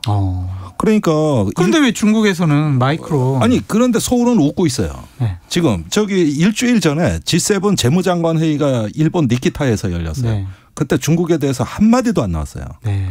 그러니까 지금 눈치 보는 거예요, 그러면? 잘 봐야 되는데 유럽이 일단 반중 전선에서 이탈해서 지금 그 반중 단일 대우가 조성이 안 된 겁니다. 이게 내막이에요. 그러니까 이런 어떤 상황에서는 윤석열 대통령이 중국에 대한 강한 발언을 할 수가 없어요. 우선은 그 G7이 완전히 양분돼 버렸고 그러다 미국도 이제는 중국하고 디커플링 안 한다. 이것도 공동성명에 나와요. 아니 그게 디커플링 안 한다. 윤석열 대통령이 이제 국제 정세를 좀 살펴서 네. 중국과도 이제 앞으로 외교 관계를 터야 되니까 좀 친밀하게 터야 되니까 네. 한중 정상회담도 해야 되니까 자극적인 얘기를 안 한 거지 이 흐름을 따라간 것은 아니다. 대통령께서 외교 현실을 직시하신 거다. 그렇게 봐야 되죠. 예, 뭐 마침 오늘 그 권영세 통일부 장관이 방송에 나와서 이제 미국 일본하고는 단단해졌으니 네. 중국과 이제는 시작해야 된다고 이렇게 말씀하신 거 보면 일리 있는 얘기 같아요. 네, 좋아요. 그러면은 젤렌스키 문제 좀 얘기를 해보겠는데요. 젤렌스키 우크라이나 대통령이 신 스틸러였다는 말이 좀 나오고 있어요. 네. 실제로 젤렌스키의 G7 참석만으로도 공동 성명도 나왔고 한미일 정상회담 시간도 축소가 됐습니다. 그 정도로 젤렌스키의 참석이 중요했다라고 봐야 되나요? 우리 김준일 제가 대표님. 먼저 짧게 말씀드리고 교수님 말씀하시면 될 것 같아요. 그러니까 젤렌스키 이번에 G7의 정상회담의 기조가 핵무기 없는 세상? 뭐 이런 거였고 전체적으로 보면은 중국하고 러시아에 대해서 좀 반대 기조 이런 것들이 이제 뭐 좀 나와 있었잖아요. 거기에 특히 이제 중국 같은 경우에는 이제 무력에 의한 현상 변경 뭐 이런 대만 문제가 중점이었다라면은 러시아 문제는 지금 직접적이잖아요. 우크라이나 그리고 유럽이 그 공포를 느끼고 있는 건 사실이거든요. 그러니까 러시아에. 그러니까 G7 중에서도 특히 유럽 국가가 많기 때문에 일본하고 캐나다, 미국 빼면 나머지 4개는 유럽이잖아요. 그러니까 이 부분에 있어서는 젤렌스키하고의 어떤 일치감 같은 게 유럽에 있는 거죠. 그러니까 젤렌스키가 와가지고 이 부분에 있어서 얘기를 해주고 거기에 러시아에 대해서 강하게 얘기하는 거 이런 것들이 좀 필요했다라고 보면 될 것 같고 제가 조금 이제 눈에 띄었던 거는 이게 최근 국내 언론에 한 군데 보도됐는데 우리나라가 지금 우크라이나에 지금 차관을 빌려주기로 했거든요. 그게 올해 2월달에 발표가 됐어요. 근데 그게 최대 1억 3천만 달러 규모다. 이렇게 2월달에 이제 기재 외교부에서 발표를 했는데 지금 이틀 전에 우크라이나 현지에서 나온 거는 한국에 80억 달러를 빌려주기로 했다. 1억 3천만 달러와 80억 달러 이 차이가 너무 커요. 80배네요. 예, 80배 정도 차이가 나요. 그러니까 80억 달러면은 그러니까 10조 원 정도입니다. 예. 그래서 이게 어떻게 된 건가 이게 추후에 좀 문제가 될 것 같아요. 살펴봐야 되겠네요. 연 0.15% 금리로 최장 40년 동안 80억 달러 차관을 주기로 했다라는 건데 이게 우크라이나 정부 공식 사이트인 거버넌트 포탈에서도 이 보도를 인정을 했어요. 그래서 제목이 뭐냐면 최대 80억 달러 지원 한국 우크라이나에 전례 없는 지원 예정. 이렇게 저도 우크라이나어로 검색을 해보니까 이게 사이트 보도가 있더라고요. 정부의 입장은 아직 안 나왔어요? 예, 정부의 입장은 아직 이게 언론에 많이 퍼지진 않았어요. 그런데 그래서 이게 좀 너무 불투명한 거 아니냐. 이런 식으로 우크라이나에서 먼저 이게 보도가 나온다? 이게 조금 그러면은 명확하게 할 필요는 있을 것 같아요. 김준일 에디터님이 정부에 공식적으로 해명하라고 지금 얘기 좀 한번 하세요. 굉장히 많은 사람들이 시사본부를 특히 기자들, PD들 많이 듣기 때문에 이거 조만간 기사화가 쫙 될 겁니다. 알겠습니다. 그런데 그 부분에 대해서 좀 말씀드리자면은 이건 우리가 아프가니스탄 전쟁 모델을 봐야 돼요. 우리가 이라크에는 전투병을 파병했잖아요. 아프가니스탄은 안 했습니다. 그 대신 뭘 했죠? 그때 한국이 경제적으로 엄청난 기여를 했습니다. 지금 말씀하신 그 규모대로 했어요. 그것도 또 우회 지원까지 있어가지고 민간단체까지 하면은 거의 10조 원 넘어갑니다. 그러니까 이런 게 외교의 특징인데 이번에 윤석열 대통령이 비살상 무기 지원을 강조했거든요. 그러면 얼마 안 됩니다, 사실은. 뭐 지뢰 제거 장비, 뭐 후송 차량 이런 정도인데 그거 해봤자 얼마 되겠습니까? 그러다 보면은 사실은 어떤 균형을 도모하기 위해서 과거 아프가니스탄 전쟁에서 어마어마한 어떤 그 재정 지원, 인도적 지원 이런 여러 가지 활동을 했는데 지금 그 시나리오가 검토되고 있는 거 아니냐. 잘한 이런 어떤 생각을. 아니 사실은 이거는 국제적인 압력에 대한 대한민국의 대응 방식인데 예, 사실은 이건 재건 지원까지도 다 보는데 그렇게 명분이 되는 거죠. 그럼 왜 이렇게 많이 도와주냐. 나중에 재건 지원. 우리가 과거에 소련에 30억 달러 빌려주지 않았습니까? 노태우 대통령이 왜 했습니까? 그다음에 수교 이후에 러시아에 진출하려고. 네, 이런 거죠. 그러니까 이것도 어떤 경제 외교로 볼 가능성이 높다. 이러고 대신 살상무기 지원은 좀 줄이는 방향으로 예, 이렇게 관리될 가능성이 높습니다. 김종대 의원님이 상당히 계속 얘기하셨던 부분이잖아요. 이 살상무기 지원에 대해서. 네, 그런데 잘못된 거 아니에요? 이게 벌써 포탄 50만 발은 갔어요. 네, 그거는 또 빼고 얘기하죠. 그 얘기가 좀 길어지니까 일단은 넘어가고. 그래서 이 젤렌스키 대통령을 위한 정상회담이었다고 해도 과언이 아닙니다. 그 프랑스가 왜 이렇게 젤렌스키를 이 G7 회담에 옵저버로 참여시키려고 왜 그랬어요? 뭐 전용기까지 보내가지고 참여시켰잖아요. 마크롱 대통령이. 어떤 특별한 이유가 있나요? 아니 뭐 아무래도 그 뭐 프랑스의 정서라고 저는 봅니다만은 그 최근에 마크롱 대통령이 어떤 서방 진영에서 이탈한다는 의혹을 받아봤어요. 중국 가가지고 대만 문제는 우리 문제가 아니라 중국의 문제라 그래봐가지고 아주 서방이 발칵 뒤집어졌고 또 마치 이런 것들이 어떤 그 공급망 재편에서도 이탈해서 중국하고 손을 잡는 거 아니냐. 실제로 중국이 에어버스 여객기를 160대 사준다고 지난달에 발표했거든요. 이건 저 미국의 보잉사도 있고 여객기 그 강국인데 완전히 저번에 핵잠수함 호주에 뺏긴 걸 안 갚음해 준 겁니다. 그러니까 배신자로 볼 수도 있는 거죠. 그래서 중국에 대해서는 손을 잡지만 러시아에 대해서는 아주 세게 두들겨 팬다.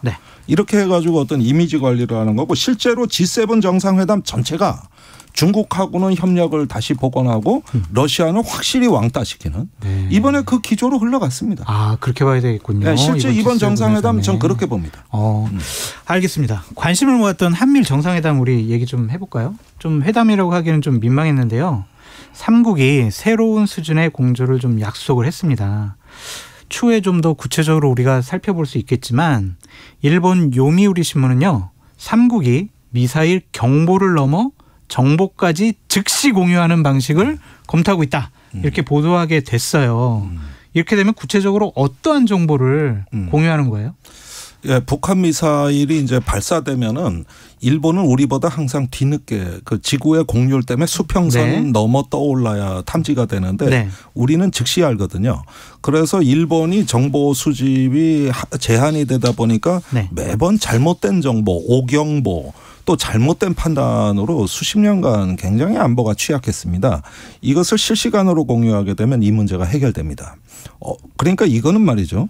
솔직히 이거 정확하게 표현하자면 한국이 수백억 달러 일본에 군사 원조하는 겁니다. 아, 그 정도로 그 정보의 중요성 수백억 달러 그 이상의 이거는 대한민국의 가장 가치 있는 정보를 실시간으로 일본하고 공유한다는 거예요. 우리는 뭘 받아요? 그 얘기가 없어요. 그러니까 탄착점은 일본이 더 잘 알 거 아니에요. 예, 그거는 받을 수 있죠. 그러니까 뭐 남태평양에 어디 떨어졌다. 뭐 어디 북태평양 어디로 갔다. 그런데 그거 뭐 한반도 한참 지나간 정보. 그런 건 우리가 받을 수가 있어요. 그런데 이 실시간 정보 공유에서 제가 보는 가장 중요한 특징 두 가지는 첫째, 일본은 절대 고맙다 소리 안 한다. 안 해요?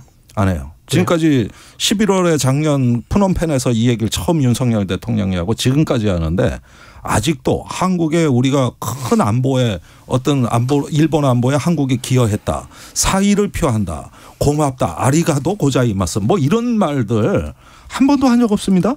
두 번째. 그렇게 하면 일본은 한국의 안보에 어떤 기여를 하겠다는 말 한 적 없습니다. 그러니까 이게 굉장히 일방적이고 그다음에 공유를 하고 싶어도 한일 간에 군사 시스템이 없어요. 그래서 당분간 미국을 통해서 하는데 나중에는 궁극적으로는 한일 간에 군사 케이블을 깐다든지 어떤 그 인터넷과 분리된 독자적인 온라인 시스템을 구축해서 그걸로 공유해야 되거든요. 그건 추측이죠. 아니 지금 진행돼요 이제? 한일 간에는 안 돼서 그래서 일본은 직접 못 주고 인도 태평양사를 통해서 준다고 이미 나왔어요. 그러나 나중에 실시간 공유로 가려면은 한일 간에도 그 시스템은 구축이 돼야 돼요. 그 한라인을 구축할 수밖에 없다라는 얘기죠. 그렇습니다. 지금 그런 이야기들이 협의 중인 거예요. 그러면 이 부분에 대해서 김준 에디터님 어떻게 생각하세요? 아니, 그러니까 우리 뭘 받아요? 사실은 이게 지난 3월에 그 요미우리 신문하고 인터뷰 한 다음에 일본에 한일 정상회담 했잖아요. 그때 이미 나왔던 얘기예요. 그러니까 요미우리 신문하고 인터뷰할 때 실시간 정보 공유 뭐 이런 얘기까지 그때 이제 어느 정도는 윤곽이 드러나서 이게 새로운 얘기라고 해야 될지 잘 뭐 일단 평가를 잘 못하겠어요. 그러니까 이미 그러니까 실시간 정보 공유하고 우리가 뭐 김종대 교수님 말씀하신 것처럼 우리가 훨씬 더 많이 뭐 믿지는 장사 많이 정보를 주는 쪽에 속하기는 한데 동맹이면은 그럴 수 있죠. 그러니까 저는 항상 이 모호한 위치가 좀 그런데 한일 군사 동맹인가요, 아닌가요? 그러니까 정부의 협력. 협력이라고 하는데, 그러니까 이 정도 정보를 주면은 거의 군사 동맹이라고 봐야 되거든요. 그렇게 봐야 되겠네요. 그러니까 이거를 그러면 설득을 해야 되는데 뭔가 말장난으로 이거는 협력이고 아니고 뭐 이런 부분에 있어서 제한적이고 실시간으로 정보를 다 주는데 이거를 국민과 야당을 설득해라라는 그러니까요. 그러니까 이 정도의 변화면은 저는 조금 뭔가 외교의 그 중요한 기조 변화잖아요. 그러면은 저는 이거는 국민 설득이 있어야 된다고 봅니다. 아니 별도의 협정이 있어야 됩니다. 현행 법 체계에선 불가능한데 지금 그 얘기를 정부가 안 하는 거예요. 한미 간에는 있어요. 정보교류 협정이라고. 한미 간에는 있죠. 그래서 이게 법적인 근거를 갖고 하는 겁니다. 그런데 지소미아 가지고는 안 되는 거예요? 지소미아는 뭐냐면 정보 보호 협정입니다. 교류 협정이 아니에요. 그러니까 쉽게 말하면 은행 거래하는데 공인인증서 같은 거예요. 그게 있어서 은행에 뭐 거래를 한다는 법은 없는 겁니다. 다만 안전한 거예요. 그게 지소미아고, 이게 실시간 공유라 그러면은 우리가 이제 탄도탄 조기 경보 레이드나 이지스함에서 구축하는 그 최첨단 정보가 가는 거거든요. 이게 쏟아본 재정이 천문학적이고 수십 년간 노하우를 그 축적해서 얻어내는 데이터입니다. 이게 무상으로 실시간으로 간다 그러면은 거기에 있는 레이더의 주파수 대역 성능이 다 나가는 거예요. 군사 기밀이 몽땅 넘어가요. 이거는 로우 데이터, 분석된 게 아니라 로우 데이터가 넘어가는 거거든요. 만약에 일본과의 적대 관계가 되면 상당히 우리나라의 다 보이는 거예요. 방어 시스템이라든지 뭐 이거 다. 그러니까 독도나 이런 데 문제 생기면 골치 아파요. 교류해야 될 일본 것도 우리가 받을 수 있잖아요. 그러니까 그렇게 받아야 되는데 받겠죠. 우리 만약에 이라크가 중동에서 한국으로 미사일 발사한다. 그럼 일본 정부가 우린 긴급하죠. 우리 앞에서 봐주니까.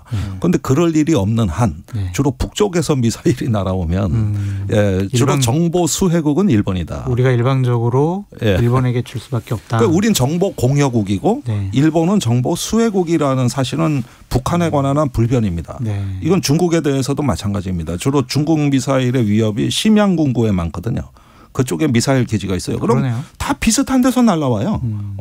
그러다 보면 한국이 일본의 조기 경보 역할을 하는 거죠. 전초 기지. 그걸 가지고 우리가 일본과 협상해서 지렛대로 좀 삼을 수 있지 않을까요? 좀 여러 가지. 그런데 지난번 4월 26일 날 한미 정상회담 공동 성명에 보면 이 대목이 나오는데 벌써 한일 간의 실시간 정보 교류에 대해 가지고 상당한 협의가 진척된 것을 평가한다. 이렇게 한 줄이 나온 거거든요. 진행된 거예요. 실무 단계로 들어간 거예요. 그래서 지금은 시스템 구축 단계입니다.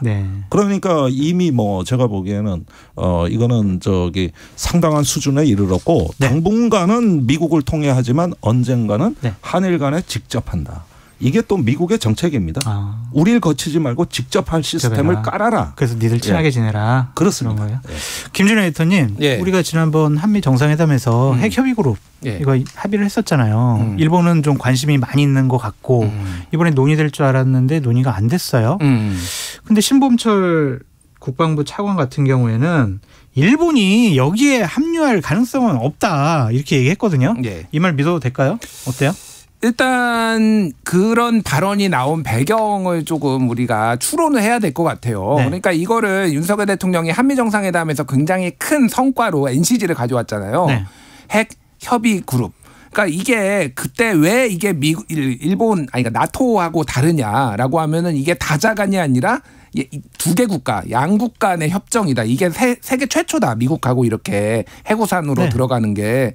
그러니까 일본이 들어오면은 이게 다자간이 돼버리잖아요. 그러니까 이게 그 논리가 그 비판을 보수 진영에서도 나왔거든요. 일본이 지금 밥숟가락 얹으려고 하는 게 말이 되냐. 아무리 우리가 일본하고 친하게 지내도 이거는 일본이 노력도 안 하고 지들이 노력을 해야지 왜 이거 들어오려고 해야라는 이런 비판과 이런 것들이 일정 정도 먹힌 것 같고 국방부는 사실은 원론적인 입장. 항상 그렇죠. 외교부와 국방부는 일치할 때도 있지만 또 다르게 갈 때도 있거든요. 이거는 대통령의 사실은 대통령실의 입장이 중요한 것 같아요. 국방부는 이건 아니다라고 하지만 대통령실에서 같이 갑시다 했을 때 어떻게 할 것이냐 이게 좀 차이인 것 같아요. 그 대통령실이 뭘 모르는 게 이번에 공동성명한 데가 히로시마입니다.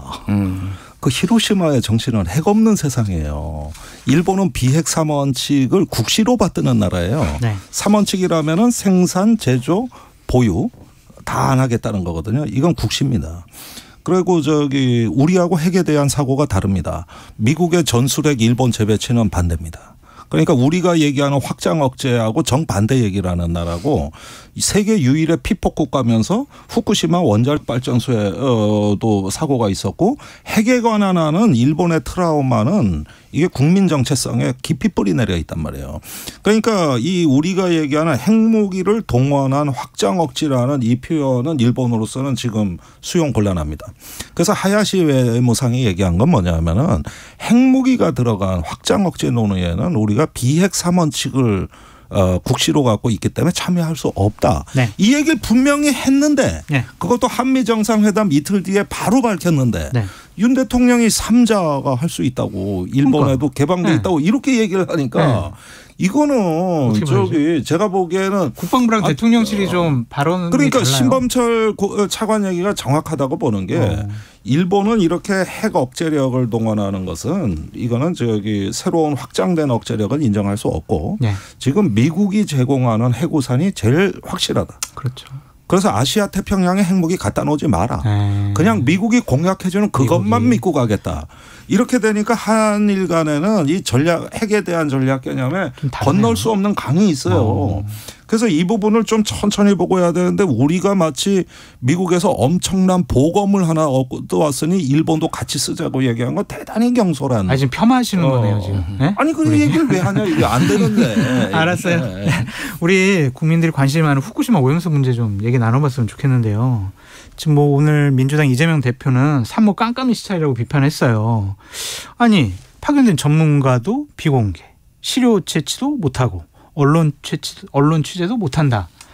이렇게 지금 깜깜인데 두 분이 보시기에 이번에 시찰단의 가장 큰 문제는 뭐다?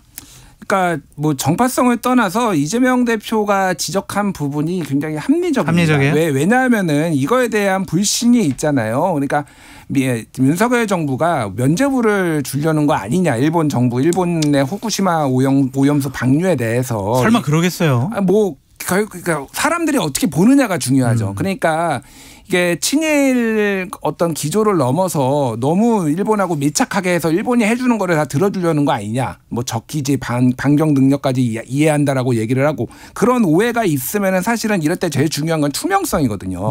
투명성이고 이를테면은 이런 것들이 민간 전문가들이 들어간다라고 하면은 분명히 문제가 있다라고 여러모로 얘기를 하겠죠. 사실은 그거를 가지고 어떤 지렛대로 삼아가지고 협상을 한다든지 이런 게 옛날에 대통령들의 방식이었어요. 예를 들면은 노무현 대통령이 한미 FTA 할 때 야당 그러니까 그 국내 진보 진영의 반대가 엄청나니까 이거를 가지고 미국하고 가가지고 이렇게 반대하는데 미국 당신들이 더 양보 좀 하시오. 그래가지고 양보를 이끌어냈단 말이에요. 근데 그럴 만한 어떤 지금 윤석열 정부가 그럴 만한 어떤 뭐 입장이나 태도가 아니라는 거에 일단 걱정이 하나가 있고 가장 제가 예전에 2019년 11월에 후쿠시마에서 7박 8일 동안 제가 방사능을 측정하고 왔어요. 제가. 괜찮으시죠 지금? 그럼요. 살아있죠. 제가 그러니까 뭐 짧게 얘기하면 도쿄올림픽을 앞두고 이게 논란이 되니까 도대체 어디가 위험한지 안 위험한지를 제가 가가지고 차에다가 달았어요. 측정 장치를. 그래서 후쿠시마 전체를 다 돌아다녀가지고 방사능 맵을 그렸고 최대 원전에서 4km까지 민간인이 들어갈 수 있는 데까지 들어가서 주요 스팟을 다 측정을 하고 거기에 관계자들, 야당, 시민단체, 뭐 주민 등등을 다 만나고 왔습니다. 그래서 자기 자랑 그만하고 제가 왜 이 얘기를 하냐면은 제가 거의 준 전문가 수준이고 이거와 관련해서 굉장히 오랫동안 이렇게 팔로우업을 하고 있다라는 말씀드리는 거예요. 문제점 뭐다? 자, 지금 다액종 제거 시설의 가장 큰 문제점이 뭐냐면은 일본이 하루에 그 원전이 폭파하고 녹아내렸잖아요. 그 데브리 잔해가 있거든요. 이거를 물을 부어가지고 식혀야 돼요. 그러면 이게 하루에 많이 나올 때는 180톤까지 나오고 지금도 매일 100톤씩 나와요. 그러니까 지하수 오염된 것까지 합쳐가지고 자, 일본이 이 물을 계속 너무 기하급수적으로 늘어나니까 이 물을 최소화하기 위해서 어떻게 하냐면은 이미 오염된 거 있잖아요. 오염된 걸 한 번 더 씁니다. 그래서 또 쓰고 해서 오염수 재활용을 하고 있어요. 제가 얘기하는 건 뭐냐면 다액종 제거 설비의 어떤 기능이나 그 필터의 성능도 그렇지만은 이게 오염수가 균질하지 않을 가능성이 매우 높아요. 그렇죠. 그러니까 그래서 이런 상황에서는 무작위 표본 추출을 해야 돼요. 뭐 이런 거 찍어가지고 탱크 중에서 한 20군데에서 무작위로 해가지고 그래서 이게 균질하게 나오는지 안 나오는지. 근데 지금 하는 거는 일본에서 우리가 이걸 검증해서 너희들한테 보여줄게. 데이터가 이렇게 나와. 그러면은 가장 유리한 것만 가지고 뽑을 가능성이 상당히 높기 때문에 이거에 대해서 신뢰할 수 있는가에 대해서 굉장히 조금 큰 의문이 들고 이거를 이제 뭐 후폭풍이 좀 있을 것 같아요. 제가. 알겠습니다. 김종대 의원님 가장 큰 문제점 뭐라고 생각하세요? 뭐 지난번 그 16개국 환경부 장관 회담에서 네. 이 오염수 문제는 협력적이고 투명하며 네. 개방적인 방식으로 풀어야 된다고 하는데 그 말이 맞습니다. 그런데 시찰단은 그거하고 아무 관계가 불러보는 없어요. 거죠, 그냥 단순하게. 그러니까 개방하고 협력을 한다는 거는 일본 정부가 실험한 내용을 똑같이 제3자가 재현할 수 있을 때. 네. 그러니까 우리가 과학을 실험과 검증이라 그러지만 그 다음에 더 중요한 게 있습니다. 재현입니다. 우리도 실험해 보니 일본 정부 말이 맞더라. 이런 재현의 과정을 이걸 과학이라게 세 가지 기준이라고 하는데 지금 보면은 봉쇄돼 있어요. 맞아요. 예, 봉쇄돼 있습니다. 그러면은 설령 오염수가 안전하다 하더라도 문제예요. 이미 심리적으로 우리는 불신의 벽을 쌓아놓고 갈 수밖에 네. 없는 상황이고 여기에서 이제 주권의 문제가 등장하는 겁니다. 우린 당사국의 문제. 근데 왜 저렇게 이번에 정상회담 한일 정상회담 할 때 이 시찰단 가는 걸 일본이 우리한테 베푼 걸로 돼 버렸어요. 맞아요. 우리가 요구한 게 아니고 이게 잘못된 합의입니다. 그래도 이 시찰단이 과학적인 검증을 하고 오겠다라고 지금 선언을 해놓은 상황이니까 우리 26일 날 예. 귀국하고 난 다음에 다시 한번 논의를 해보시고요. 예. 국내 이슈도 좀 짧게 다뤄봐야 될 것 같아요. 박민식 의원이 18대 국회의원 때 겸직 의무를 위반한 거 아니야? 그리고 다른 사건 내용도 좀 부적절한 거 아니야? 이런 문제 제기를 야당이 하고 있는데 김준일 에디터님 뭐가 문제예요? 16번 이름을 올렸다라는 거 아니에요? 뭐에 대해서?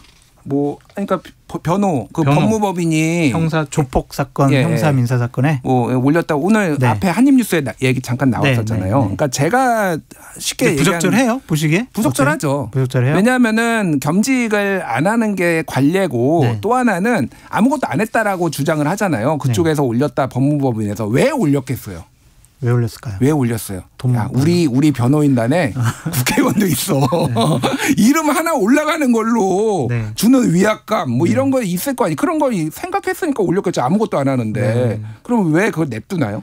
국회법 위반이고 변호사법 위반이라는 문제 제기가 있는데 그렇게 봐야 될 소지도 있어요? 저는 그렇게 봐야 된다고 봅니다. 이게 그렇다고 장관의 어떤 뭐 수행을 못할 정도인지 그런 거는 이제 뭐 판단할 문제지만은 이거를 아무것도 아니라고 하면은 김남국도 아무것도 아니에요. 그런 식으로 따지면은. 아니에요? 그러니까 저는 뭐를 비교를 하고 싶지는 않은데 그냥 절대적으로 보면은 이거를 그럼 반대쪽에서 하면은 뭐 문제 제기 안 했겠어요? 맞아요. 국민 상식이죠 이거는. 말 나오신 김에 김남국 의원 문제도 한번 저희가 짚고 넘어가 볼게요. 국회 문체위원장인 민주당 홍익표 의원이 김남국 의원의 코인 투자 의혹의 연장선에서 P2E 관련 게임 업체의 국회 입법 로비 의혹을 밝히는 청문회를 열겠다라고 밝혔어요. 근데 국민의힘에서는 아니야, 김 의원의 의혹부터 밝혀야 돼 그러면서 반대하고 있거든요. 이거 어떻게 봐야 될까요, 의원님? 같이 하면 됩니다. 복잡하게 생각할 아니 필요 의원 없고요. 잠깐만요. 김종대 의원님 로비 받으셨어요? 왜 발언권을 지금 김준일 에디터한테 넘겨요? 그런데 저도 국회 윤리위에 엄청 심사를 많이 받았는데 제가 맡고 있는 시민단체 운영위원장 또 어디 뭐 그 언론사 고문 자문 이런 거 말입니다. 진짜 2달 심사 받았어요. 대개 등원하면 그거부터 하는 거예요. 하물며 법무법이네 말이에요. 그것도 한 번도 아니고 한두 번은 내가 이해를 해요. 김남국 의원 얘기하시는 거예요. 김남국 의원. 아니 그러니까 그건 말이 안 된다는 얘기를 드린 거고. 저는 김남국 의원은 전공법으로 좀 얘기하셔라. 지금 윤리위에 올라가고 뭐 한 건 자금 출처하고 그 코인 투자에서 어떻게 그렇게 많은 수익을 얻었는지. 그런데 이게 로비에 의한 것이라는 어떤 예단에 의해 가지고 다른 제안이 나온다는 거는 그 자체로는 가치가 있을지 몰라도 사실은 이 사건하고 섞이는 건 그렇게 좋아 보이진 않습니다. 따로 분리해서 봐야 돼요? 아니 일단은 이 김남국 의원은 그거대로 김남국 의원이 로비를 해놓고 게임협회 아니 위메이드라는 곳으로부터 로비를 받아가지고 코인을 받아가지고 그러한 입법안 공청회를 열었다 이러면은 문제가 되는 거예요. 그거는 규명해야죠.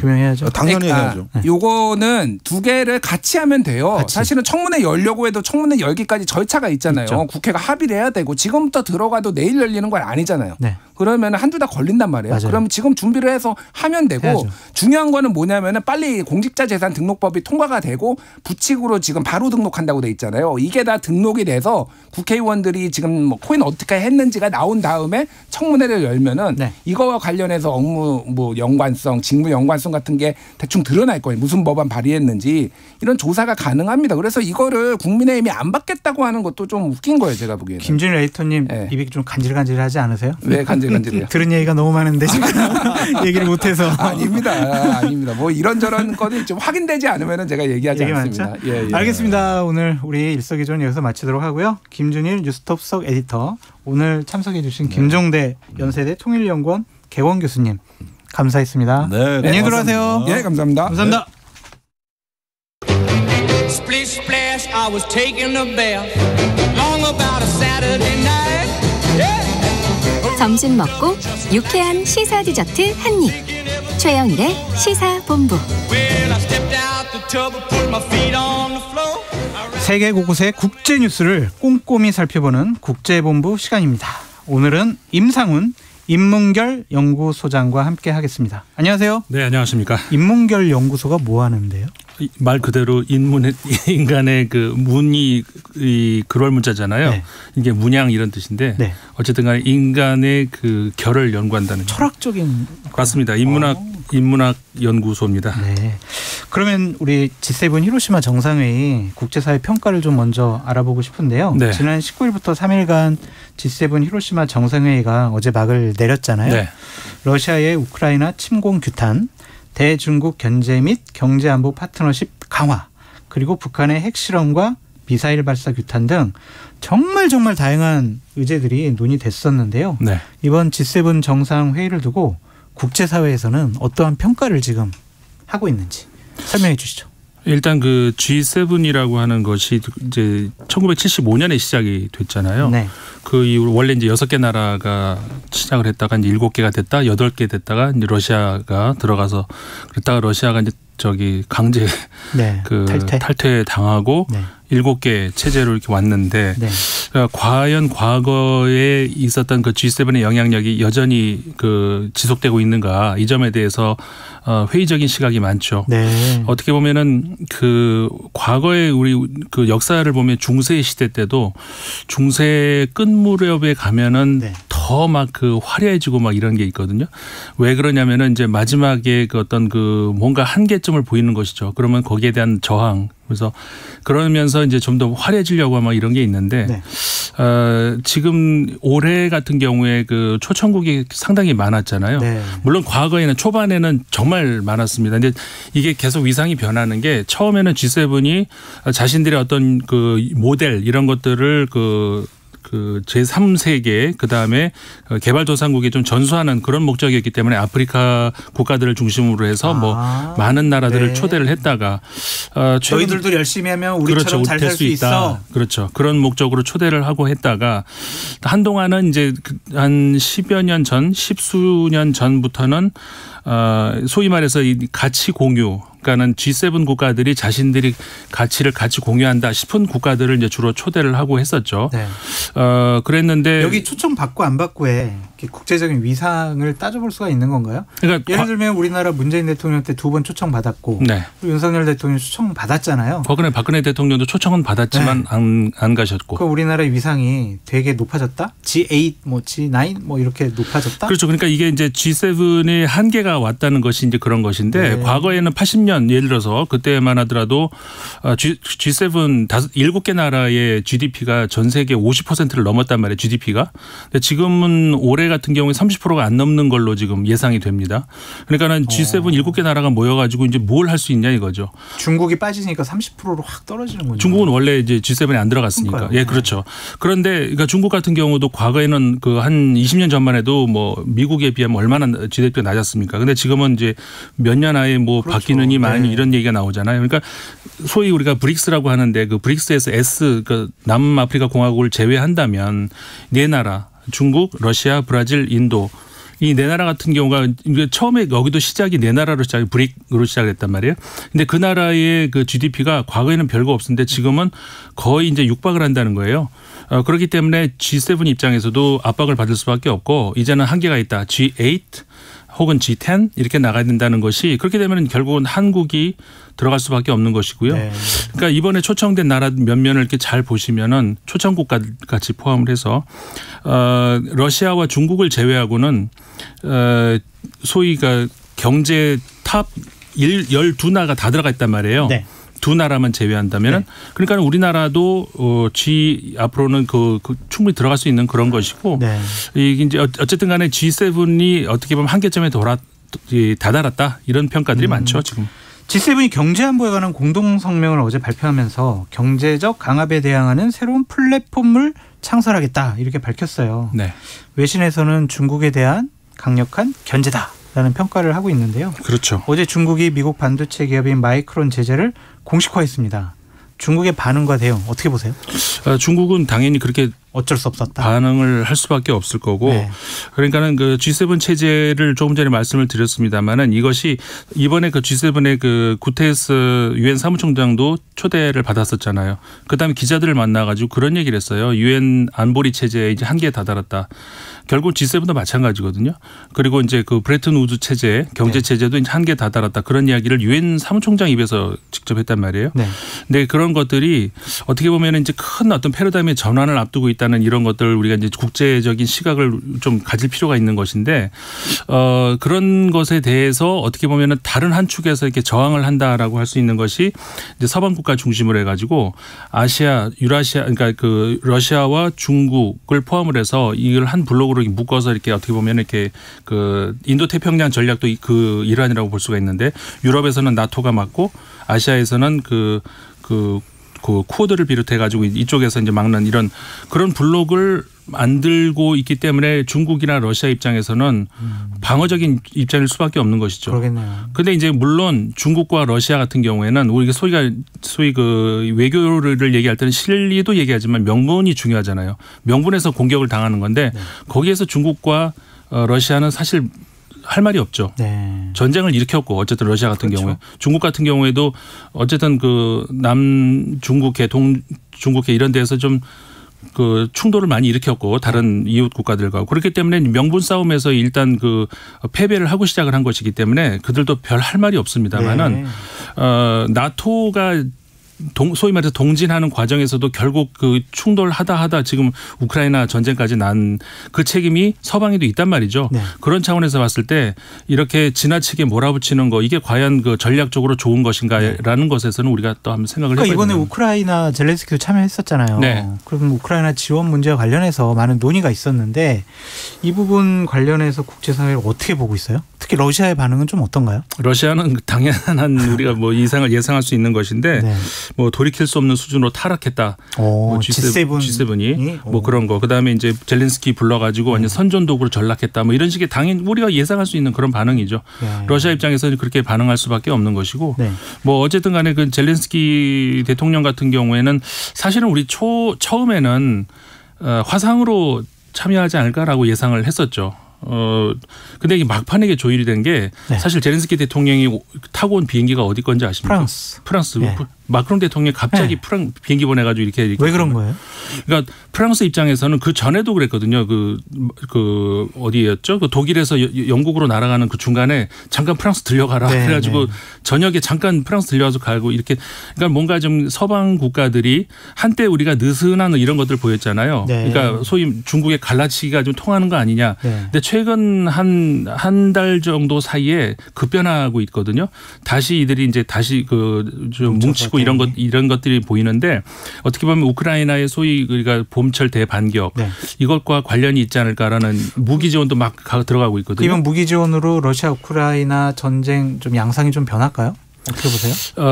그렇다고 볼 수가 있죠. 왜냐하면 굉장히 이례적으로 많은 무기들이 독일 같은 경우에는 계속 꺼려왔지 않습니까? 네. 역사적인 어떤 배경도 있고 해가지고 그런데 이번에 거의 영국 수준으로 무기 지원을 한다고 발표를 네. 했고 영국이야말로 미국 다음으로 지금 무기 지원을 많이 하고 있는 국가고 미국도 지금 다시 추가 지원하지 않았습니까? 네. 이렇게 봤을 때 그리고 특히 가장 주목할 수 있는 것이 그 우크라이나 군대 같은 경우에는 지금 가장 취약한 게 공군이라고 할 수가 있는데 그렇죠. 공군이 뭐 없잖아요. 근데 F-16 그렇게 달라는데 바이든 대통령이 네. 안 된다 그랬잖아요. 근데 결국 이게 주기로 했죠.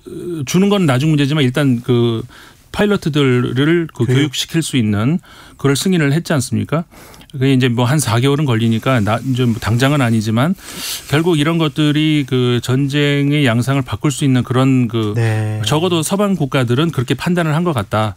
그런 종전이 언제 될지는 모르겠네요. 그렇게 하더라도. 그렇죠. 이거는 진짜 알 수가 없는 것이고 왜냐하면 러시아 입장 같은 경우에는 그 현재의 전선 현재 점령하고 있는 거기까지 해서 휴전을 할 의향이 있어 보입니다. 네. 근데 우크라이나는 안 되잖아요. 그렇죠. 크림까지 가져와 우리가 수복한다 막 이렇게 얘기하고 있습니다. 지금 같은 양상에서는 우크라이나가 양보할 그 기미가 전혀 안 보이죠. 전쟁 오래 갈 수가 있겠네요. 도와주고 있는데 그렇기 때문에 지금 전쟁이 끝날이라는 거는 우리가 상상할 수가 없습니다. 알겠습니다.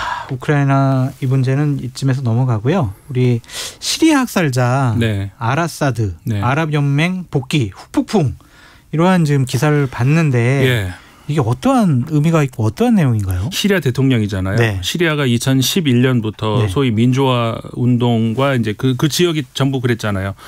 그러면서 이제 그 민중 봉기가 일어났는데 그걸 진압하는 과정에서 어마어마한 사상자를 냈고 그 진압하던 사람이 알 아사드예요, 그러면? 그렇죠. 그때 폭력적으로 진압했을 때. 그렇죠. 그때부터 지금까지 계속 대통령을 하고 있는 그 아버지도 대통령인데 대물림하는 대통령인데 이 양반이 원래는 그런 사람이 아니었거든요. 국제적인 평가도. 그랬는데 어쨌든 간에 결과적으로 지금 어마어마한 그 학살자로 좀 되어 있습니다.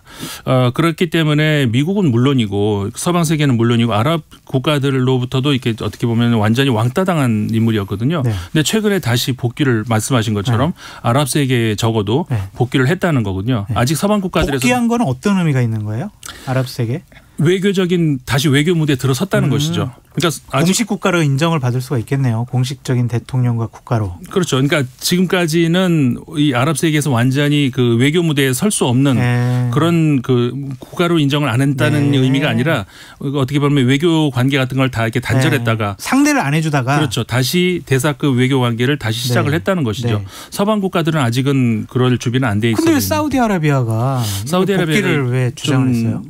우리가 주시할 필요가 있는 것이 현재 그 빈 그 살만 왕세자 같은 경우가 들어선 이후로 미국하고 좀 각을 이렇게 세우고 있어요. 잘 보시면 계속 보이잖아요.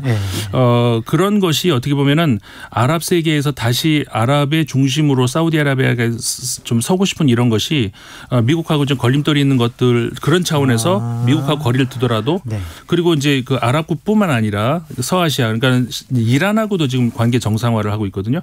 그러는 과정에서 우리가 그 아랍에미리트 연방 같은 경우에도 최근에 그 대통령이 무슨 그 약간의 그 전 그건 실언이라고 보는데 왜냐하면 그 아랍에미리트 연방 같은 경우에는 이란하고 관계 정상화하려고 굉장히 노력을 많이 했거든요. 근데 거기다 찬물을 부은 그런 격인데 어쨌든 간에 이런 것들이 관계 정상화하는 이런 과정에서 사우디아라비아가 그러면 시리아 당신들도 들어와. 이렇게 되면서 이제 불러오는 이런 격이거든요. 그렇다고 사우디가 중국이나 러시아 편을 들거나 그쪽 입장을 대변하는 것은 그렇죠. 아니죠. 그건 아니죠. 아랍 세계에서의 아랍에서 우리 사우디가 대장 노릇할 거야. 지금 이런 상황인 거예요? 그렇죠. 이제 그런 상황으로 보이는데 조금 지켜봐야 되겠습니다만은 아직까지는 미국과 약간 거리를 두면서 그런 아랍 세계에서 그러니까 서아시아죠. 그러니까 아랍뿐만 아니라 이 페르시아 문화까지 포함을 해서 튀르키예 문화까지 포함을 해서 서아시아의 어떤 그 새로운 질서를 어떻게 보면 만들어 볼까 하는 그런 움직임이 또 하나가 있다. 그러니까 세계. 근데 그런 역량이 있어요? 사우디에? 사우디아라비아는 있잖아요. 독자적인 역량이? 왜냐하면 적어도 아랍 국가에서는 종주국 역할을 하고 있기 때문에 그렇다면은 그 이란 입장에서는 관계 정상화를 그 얼마나 원하지 않겠습니까? 그렇기 때문에 이란을 끌어들이고 그러면 이란하고 친한 시리아를 끌어들이는 거는 뭐 이거는 당연히 그 쉬운 문제고 이렇게 되면은 그 새로운 어떤 그 질서 나올 수도 있다. 이거 우리가 좀 주시해봐야 될 필요가 있습니다. 저도 오늘 참 좋은 얘기 많이 듣고 공부 많이 됐습니다. 지금까지 임상훈 인문결 연구소장과 국제본부를 함께했습니다. 오늘 말씀 정말 감사합니다. 고맙습니다. 네. 시사본부 오늘 준비한 소식은 여기까지입니다. 저는 최영일 평론가를 대신해서 잠시 진행을 맡은 장성철이었고요.